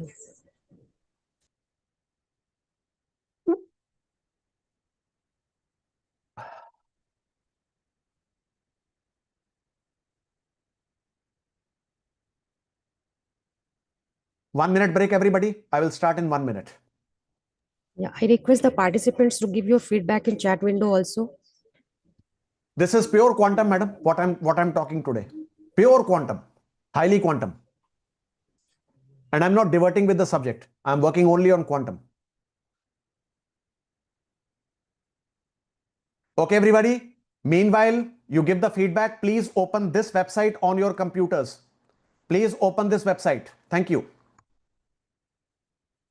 Now I will tell you, we are not going to perform, of course we will perform quantum simulation, but right now we will use quantum computer on a classical computer. Okay, because quantum simulation is itself a quantum computer. Okay, so please open this website, everybody. This is actually called a drag and drop quantum circuit simulator. In fact, it is a quantum simulator which is based only for the circuits.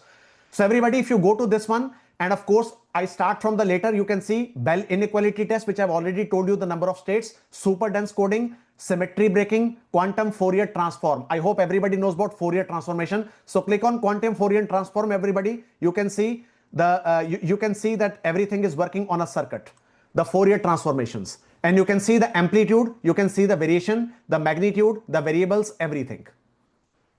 And this is all about the logic gates, the number of gates that is being programmed. So over here, if you go here, everybody understand that you can even update this gate also. So if suppose I put it here, you can even change the amplitude. So same, if I put one more, I will change the amplitude more. So same, everybody understand, everything is well connected here. Okay, so you can play everything, but you need to understand what is half turn, what is eigen, what is formulaic, what is parameterized, what is sampling. So remember, everything is based on mathematics. Everything is maths. Okay, so if I put this circuit right now, it needs more input and output. So remember that. So it depends on you what kind of circuit you want to put.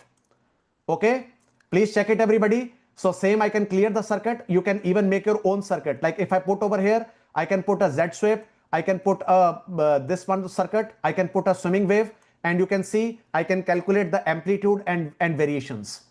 That's why I'm telling you we are programming quantum mechanics. One is variation and one is measurement, evolution and measurement. So what I'm doing, it is evolution, and we are doing the measurement over here. Okay, this is all about measurement. So again, I can go to this one, everybody, the magic state dilution, and you can see the quantum circuit in front of you. So it is version 2.3. It is not much stable, but you can make your own circuit. You can even clear the circuit. You can even make your own gate also. So if you go to gate, I just want to go for Bloch sphere only. So I just say X plus Y plus Z. So only 3 X's. In fact, you can see X plus Y plus A but in fact, you can recognize the token more. In fact, I don't have the electrons, so you need a special keyboard. That is a mathematical keyboard for that. So I just need to have the angle of 65 degrees, and I take a global phase of 32, and I just create a rotation cycle. So this is how I do the measurements in quantum. So right now I'm using a quantum computer in front of you. So again, I go to menu, everybody. I can even go to reverse addition also. This is called reverse addition, and you can see the photonics are working here. And you can see the logic gates are working. One is on and off, and multiple number of sequences are working. Multiple sequences. Okay. So this is all about a 7 qubits based computer system. And you can measure the amplitudes right now. Okay. And same, I can even play with the circuits. I can add one more circuit here. So you can see variation becomes different. And I can add even more a Z gate here, and a magnitude becomes different. This is how I can play with my circuits, the quantum circuit. So it all depends on you what kind of emulation you want to make. You have to convert that emulation, or you have to convert that formulas into the quantum circuits. That's why it is complicated. So if you want to convert a healthcare based project, you have to convert with these type of formulas, and then these formulas will be working over here. Okay. So again, I go to menu, everybody. You can even go to quantum teleportation, which I was talking about, that how I can teleport myself from here, from Earth to Moon. Now this you will see a very high-end simulation, the quantum teleportation, everybody. Now see this, everybody. This is pure quantum teleportation, pure formula. Okay, you can see, and in fact, this is actually the base how we can make a time machine. So let me play with this circuit, everybody. Let me add some circuit here, and let me add some density over here. Let me resize. Okay, so you can see that now the 2 circuits are off, and 3 are working. So this is all about quantum teleportation. So again, you can go to menu, and I can show you one more thing, that is the Bell inequality test. So again, you can perform some arithmetic. You can see, everybody, you can perform probes, order, frequency, inputs, arithmetic, compare, modular. So again, I've given you the formulas. So you have to understand the mathematics, you have to understand the physics, then you have to understand the logic circuits of electronics, and then you can come to quantum computing. It's not easy. You have to take months of practice for this. So everybody, now I come to the next one. This is called the E-circuit simulator again. Again, it is open source and very good. So please open this, everybody. I have already put this website to you, the quirk.e.dev. And you can see, again, I can drag and drop. I can see the density. I can resize. I can make a Z turn, and you can see the results in front of you, the output states. And above all, everybody understand, I can even simulate 75 qubits on this simulator. Okay. So you can even click on user guide, and you can get all the user guide with regard to customization, exporting the circuits, what exactly is happening. So please read it. And of course, you need to work on your formulas. It's all about mathematics. Now, everybody, I would like to show you the biggest answer for this FDP. In fact, I challenge that I will be doing for this type of simulation. So remember, everybody, understand why quantum computing is very difficult to operate on Python. Remember, if you are simply importing Qiskit or Matplotlib or Pillow or PyLaTeX ENXQ, it will actually going to conflict. Remember, if you talk about this type of installation, you have to work with proper versions. Otherwise, the coding will not be working. That's the major problem. So remember, everybody, I'm not installing same pip install Matplotlib, pip install Qiskit. I am actually telling what exactly will be the version numbers over here. That's why quantum programming is quite complicated. So if you ask me today that, sir, which versions are stable, please take a photo of this one, everybody. You can see in front of you the Qiskit 1.24, Matplotlib, Pillow, and PyTel and EXEQ, which will be actually executing all my libraries. And you can see I'm using NumPy, I'm using maths, Matplotlib, Qiskit circuit, visualization, and quantum information. And after that, I'm building some common utilities in terms of qubits, where I'm actually initializing the state vectors step by step. So that's why I'm telling you, quantum is all about evolution, vectors, and measurement. You can see the measurements and barriers that we will be doing. So because of limitation of time, I cannot explain each and everything, but you can see the animation of Bloch's sphere, and you can understand the entire formulas of Bloch's sphere isn't in front of you. This is entire formula that you can see in terms of length, in terms of interval, in terms of vector, in terms of title, in terms of description. So this is all about how you program Bloch's sphere. I will give you this code. Don't worry. It will come to Madam Tasin by tomorrow morning. Madam Tasin, I request you to please write an email to me right now so that I can send you this everything by tomorrow morning. So after that, everybody, you can see the animation of probability bars. And now this is the example of circuit. Now see this, everybody. This is what amazing. The single qubit gate sequence, and you can see Rx, Ry, Rz, and H and T. And I hope everybody knows about H and T, the again Hamiltonian cycle, which I'm programming. And after that, I'm programming parameterized variation block. After that, I'm programming tiny QFT, and again the quantum circuit. And you can see the answer in front of you. This is Bloch's sphere, everybody. Now see the answer. And I'm taking from 45 degrees to 85 degrees. That's my answer. The best Bloch's sphere, and everything is mathematical programming. And you can see right now the probabilities in front of you. So what kind of probabilities we can have when the Bloch's sphere reaches with interval states and with the Hamiltonian states. So over here you see the measurements. And this is amazing, everybody, where we can perform the QFT and IQFT probabilities. See the animation. So again, assumptions are there. Okay. So remember, you can even change the number of qubits. So right now I'm working on 30 qubits. And after that, you can see the variation sweep, everybody. See the answer. This is the perfect animation. I can show it to you in terms of logic gate structure, the pure quantum lecture. Okay. So you have to understand what is theta, what is ZO. So in quantum simulator, it is only drag and drop, but over here we have to program. And you can see the circuits, everybody. The best coding that you can get. In fact, I tell you openly, I'm sorry to say, you need at least 10 to 15 days to understand the entire programming structure. This I have made in 2 hours because of experience. But I'm not a Python programmer of quantum, but I have made it only for this presentation because actually I do quantum circuit simulation only with real quantum computer, and we are working on cyber security. And everybody, this is actually for the most important thing. If you really want to make the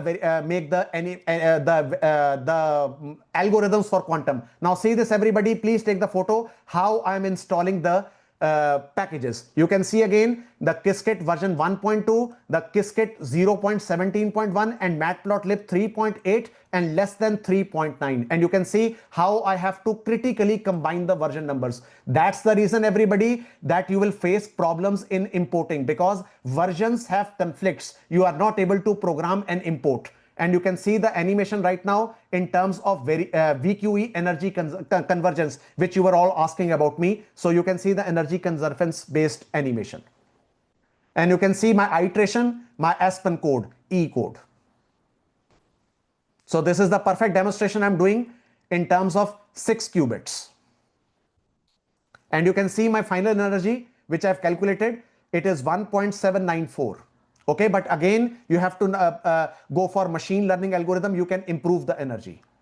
And this is all about, again, everybody, in terms to import and export. And over here, I have done 3 algorithms. One is this main algorithm called Ditches-Joza.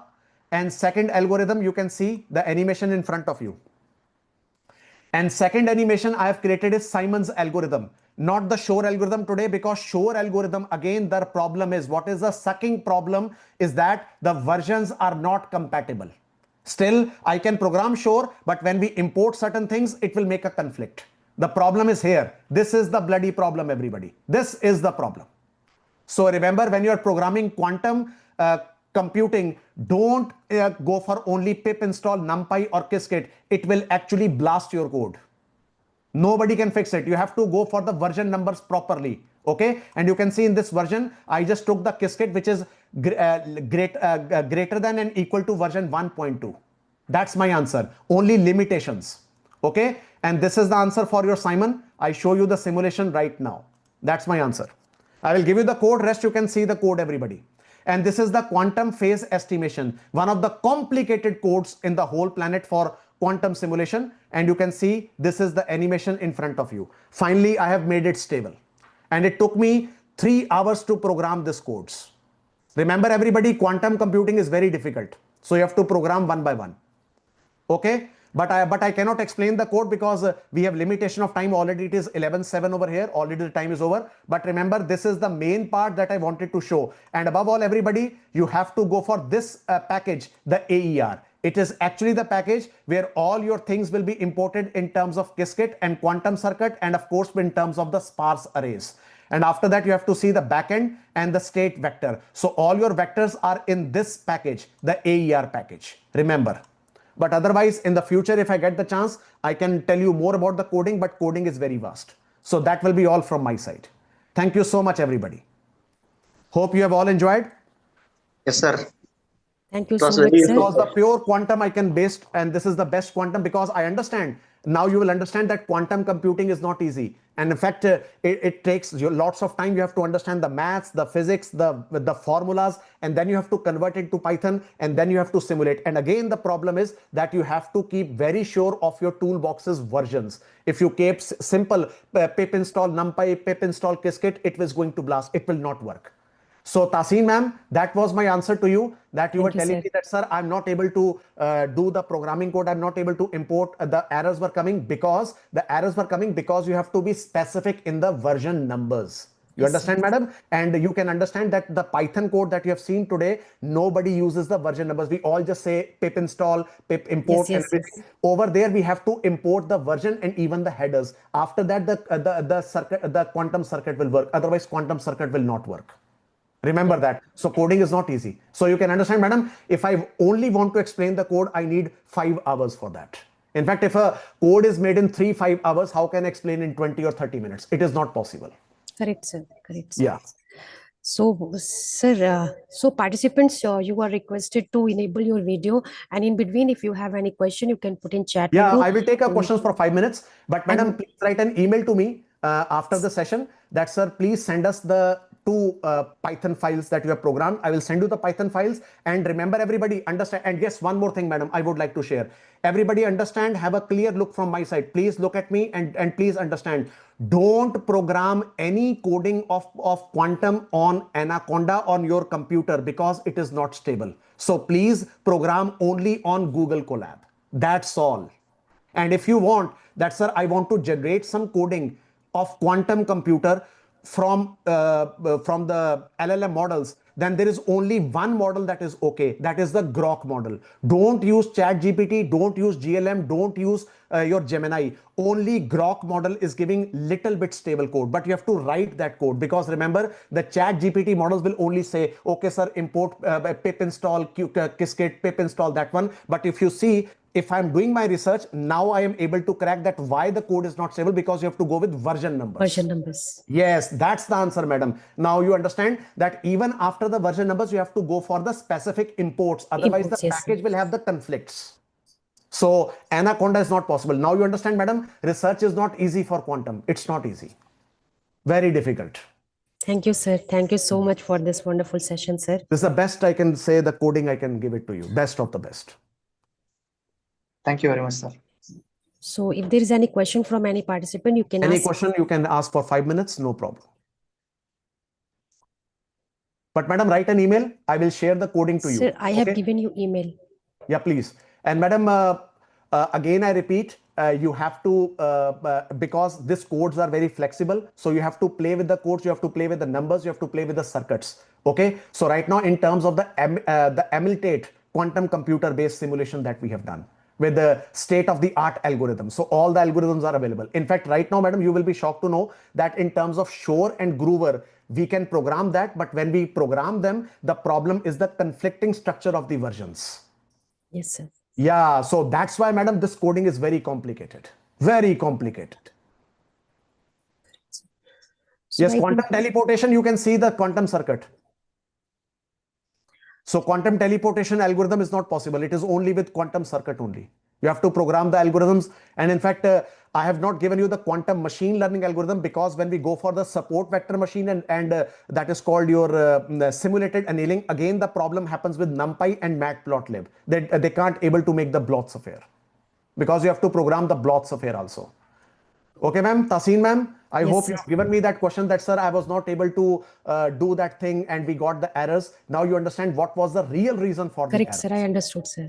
Actually, the Correct. coding would be okay, but remember your coding was actually wrong. Yes, yes, yes. Yeah, but nobody knows about it. In fact, few people know that how to really program into Python, how to really actually. This is pure Python, madam, which I have shown you today. Pure Python, pure mathematical Python. Sir, your lecture is very informative and you have vast knowledge, but for us, we received only little information in this short span of time.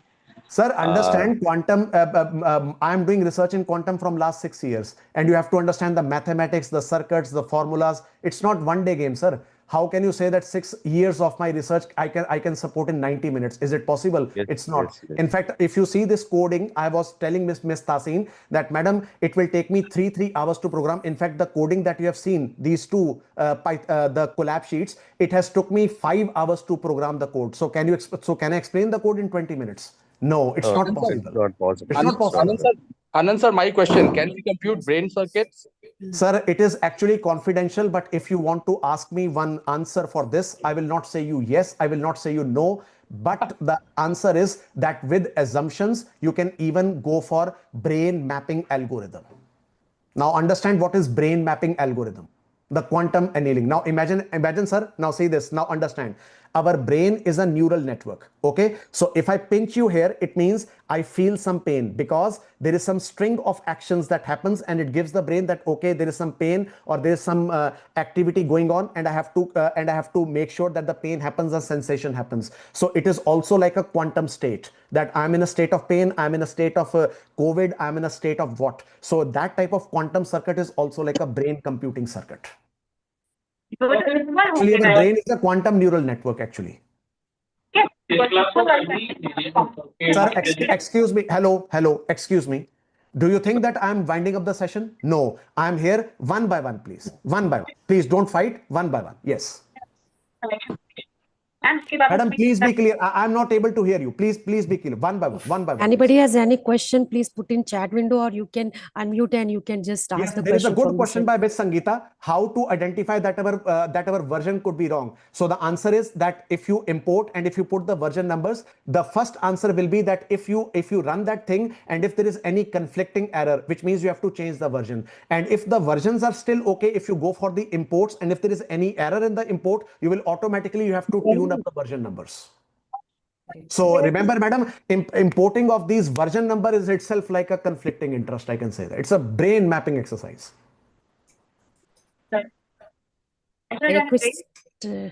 Is there any other question? Madam, one by one. Yes. Madam, I'm not able to understand. Please, you can type on on the chat you are box, not please. audible. Could you please put your question in chat window? I'm not winding up. No problem. I'm here. Ma'am, your voice is lagging, ma'am. Madam, your voice is lagging. Please don't waste the time. Please put it on chat box. Meanwhile, any person who wants to ask, you can ask. Don't waste your time. Please go ahead, please. Ma'am, or you put me on WhatsApp, ma'am.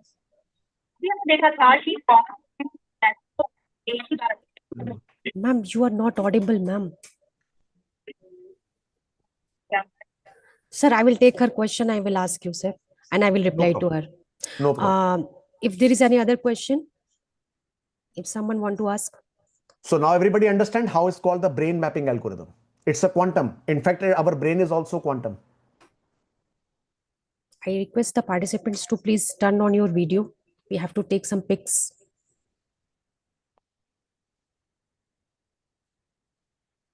And I'm going to read the vote of thanks. So thanks, Dr. Anand sir, for such a wonderful session. Dear participants, because today, due to non-availability of today's session speaker, due to some unavoidable circumstances, sir has accepted our request for delivering the session in very short span of time. And sir has, in the today's session, sir has expertise and clearly explained the complexity of noisy intermediate scale quantum era challenges and potential applications.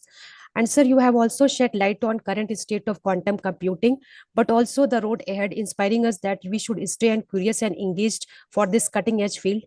And you have well explained the compilation of quantum circuits, superconducting qubits, quantum simulators, and technologies with quantum teleportation, quantum circuits, and with its practical implementation. Thank you very much, sir. And thanks to all participants. We will join tomorrow with the interesting sessions on quantum cryptography and quantum hardware architectures and platform. So today we are winding the session. Thank you all. Thank you, sir, once again. Okay, thank you, ma'am. But still, I'm getting one question from Miss Sangeeta. Can I Sir, answer these questions? Yes, sure, sir.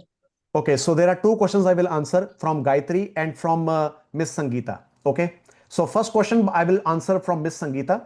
Sir, thanks for session. Thank you so much for listening. Do you think is there any negative points of implementation of quantum computing in real world? There is no negative point. Only one negative point can happen, because when quantum computing comes, then we are able to crack the biggest quantum encryption, that is SHA-2 256-bit, which is the last hope that cyber security and hackers can be away from these sensitive networks. But of course, if a hacker wants to crack that SHA-2 56-bit, you need a quantum computer. So we have to wait for next 20 years. But in fact, quantum computing is a blessing. Unknown facts and figures can be updated. Time machine can be invented. Of course, quantum computing can even lay the foundation that how exactly we are made, what exactly we the matter, and how we can become invisible, how we can become small, how we can become like an Ant-Man, how we can become the Marvel superheroes in the future. So that all the answers can be done with quantum computing. So there is no negative impact. In fact, the future of quantum is very blissful, and of course it is lucky that we will have quantum. So the second question is by Gayatri, that can we apply biomedical signals? In fact, let me tell you, madam, there is one association in USA, like suppose now understand, if you can understand.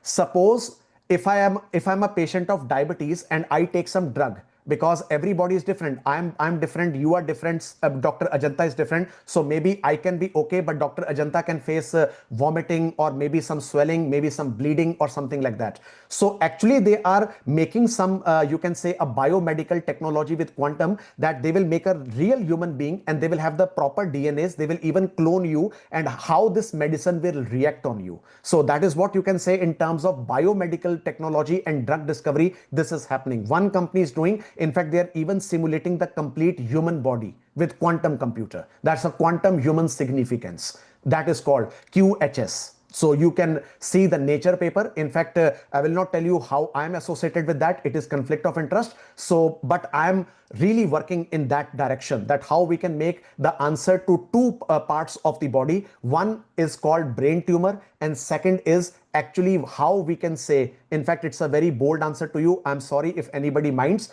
because if a girl has a period, now you can see I've already got a very, very good book on PCOS. Now there is a problem that when the girls are in the periods, they always have a pain. So how we can reduce the pain, and how we can redetect that when the girl is going to get the periods with its body mapping signals, and we can use that and we can solve that problem like that. So this is the two problems I'm interested. So this is where we are working, as compared to traditional ML models where accuracy is not more than 60%. We can produce the accuracy to 97.6% to 99.13%. That's the answer in terms of brain tumor. And for PCOS, we are already sitting on 79.87%. It's a confidential information, but I've shared for you.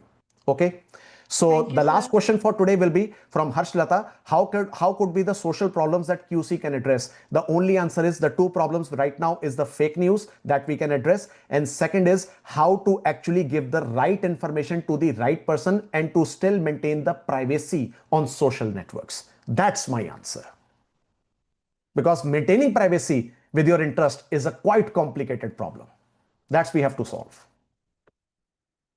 As a scientist, we are solving on these problems, because I'm one of the persons who actually invented quantum computer. We are studying, we are working a lot in this area, but still many things I cannot open on the lecture, because we are not allowed, as per our oath that we have taken, it is not allowed. But we are working in right direction. Thank you, sir. Thank you. Thank you. That is all from my side. Thank you so much, sir. Thank you, sir. Thank you so much. And within a short span of time, but Ananta sir, I would like to tell you one thing. Today, whole day I didn't eat anything, because I was working on these presentations and I'm working on these codes. So trust me, it was a huge challenge for me for this lecture. In fact, it's a huge challenge. Dr. Taskin was telling me, after she telephoned you yesterday night, she was telling how much effort you have done for this presentation. Thank you, sir. Thank you very much. And Thank sir, you. Anand sir, sorry sir, I have called you a lot and I have disturbed you a lot. That's Oh, sir, it's please. okay, ma'am. It's okay. Okay, sir. As a scientist, we are under oath that we have to support the society. So it's okay that we have to do like all these things. But it's a challenge. But one day, madam, kabhi aapko phone karunga main कि I will tell you that what was the 2 critical missions in which I was actually survived from the death, and we actually solved those missions. That was given to me, and only a couple of hours to solve that problem, but we solved that problem. Yes. Sure, Okay. sir. Thank you, ma'am. Thank you so Thank much. you so much, Thank sir. you, sir. Thank you Thank so you very much. much. Thank you. Thank you. So Okay. participants, we are closing the session of day 4, session 2. And once again, thanks to Anand sir. Okay, see you, ma'am. All the best for rest of the FDP. Hope now you will not give me any other challenge. Hope so. Hope so. Thank you. Thank you. Okay, sir. Okay, thank you.